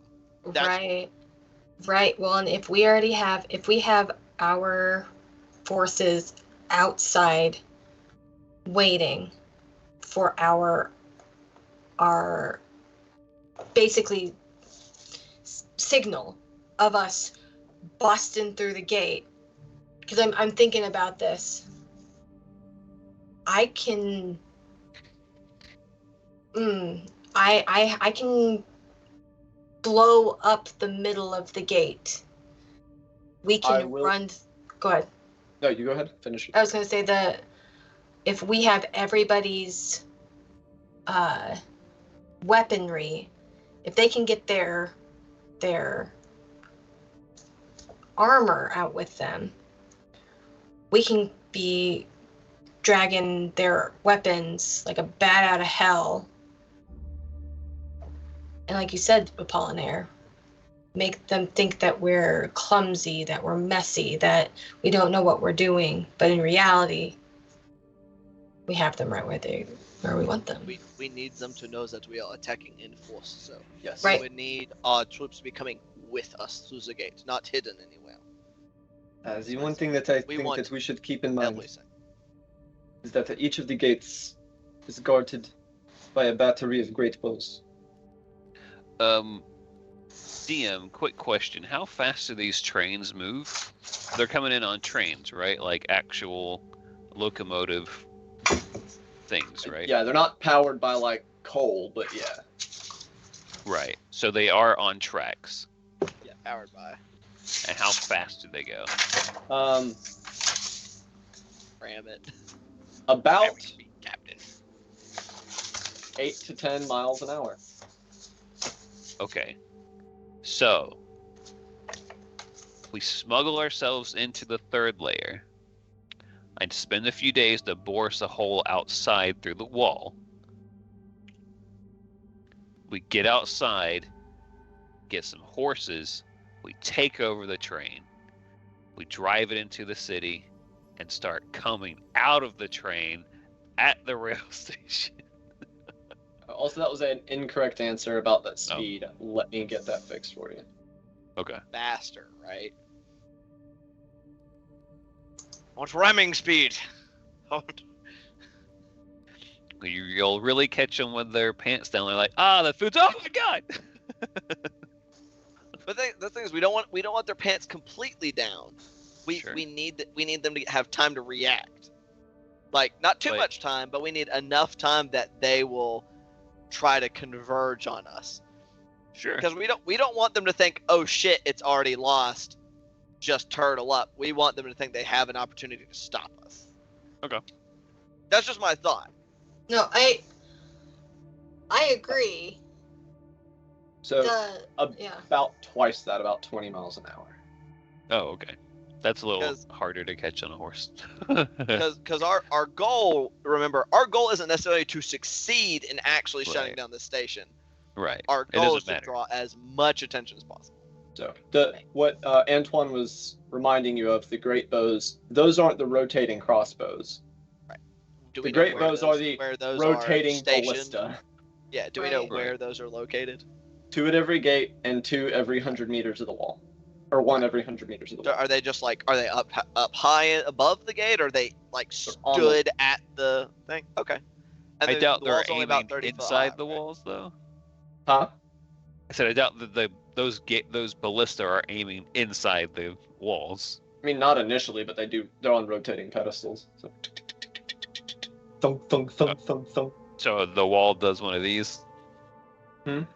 The wall does like this motion is like thick at the bottom and thin at the top. No, the platform that it is on rotates. Right, but you I'll said send you that if the wall is like straight up and down, then it's 25-foot thick wall. So if it Yeah, rotates, it would have to be on one of the side. It would have to be it'd have to be farther forward if it wanted to look down at all. If it's in the middle, it wouldn't be able to look down near the wall. or if it's like on an extended tower or something that's not 25-foot wide, maybe. it would have to have some angular. I am- shenanigans. There's a Regardless, quick- I can get on top of the wall like instantly. It's only 30 foot tall. Yeah. Say, howdy, bow. Okay. I feel like Cody's looking through a Google image search right now, like, huh. no. I'm throwing together the world's fastest Google reference sheet. I do think ballista were, generally speaking, set farther like to the outside edge of the wall so that they could. So if the red thing that I sent you is the great bow, that brown thing rotates. Okay, so there's Okay, a giant fucking like dial on top of Yes. the wall that it's Yeah, sat and the on. So- ballista's That's on. wider than the Yes. than the wall itself. Holy Yes. balls! Is it So made there's of like wood? a 30-foot Partially. wide ballista. Oh my gosh. Well, The ballista There is you not go. 30 feet wide. The ballista is just the red like thing. the platform that it spins is It's the a 30 big Yes. fuck off platform. Yes, it is a big fuck off platform. That is Okay, we can mostly get made up of there. wood. They can't shoot if they're getting actively like murdered. Yeah, no. Or at I'm least not under saying this to be like, 1%. no, DM caveat, don't do this. I'm just saying this so that No, if that's the that's action you good to choose, know. you don't get there and be like, oh god, we weren't Yeah, expecting this. How long does it really take to change like the string on a ballista if you just go over there and On those? That yeah, would that's also like- maybe kill whoever cut it. Do you like being well, beheaded? you know, Eldritch blast it. I mean, you don't have to be right there with a pocket knife. Yeah. All right. So as we sit here Yeah. hammering these things out, we've already gone a little bit over, not too crazy. Good old But I think- landing. As y'all begin to put these plans into motion, will be a great place to pick up Hell next yeah, time. brother. So that being said, thank you everybody for hanging out with us. If you're not hanging out with us, thank you for watching this afterwards. It's a lot of fun with the single best role players in the entire world, and we appreciate that you are here with us today. Before we get out of here, I just want to remind you that while we do usually have our Across Eberron campaign DM'd by the lovely DM Jonesy, who is exactly as good as I am, if not better, every Saturday, well, almost every Saturday, because it's not going to be this Saturday, but they are going to be running a one-shot, so you should still show up. And a mysterious, fan favorite, guest appearing person will be there. We love her, it's awesome, and that's definitely not a spoiler. So, show up, see it, it's great. Someone drop an exclamation point charity in the chat, because, as I say at the beginning, as I say at the end, we're raising money to save kids. That's the way to be a real-life hero, instead of just a fantasy hero. Real-life heroes are always better. So, open your hearts and wallets, to quote said Jonesy, and donate a little. Only takes a little bit, because if a whole lot of people donate a little, it's a big result. Nickel and diming, right? So we're going to be rating Legends of Evantris. I'm sure it'll be a great experience and a great come down from this wonderful feast of a D&D session that we had here today. Love you all, and we'll see you next time. Bye. Post on Facebook. Pray for my fuck up. computer. Shut the fuck up. Honey.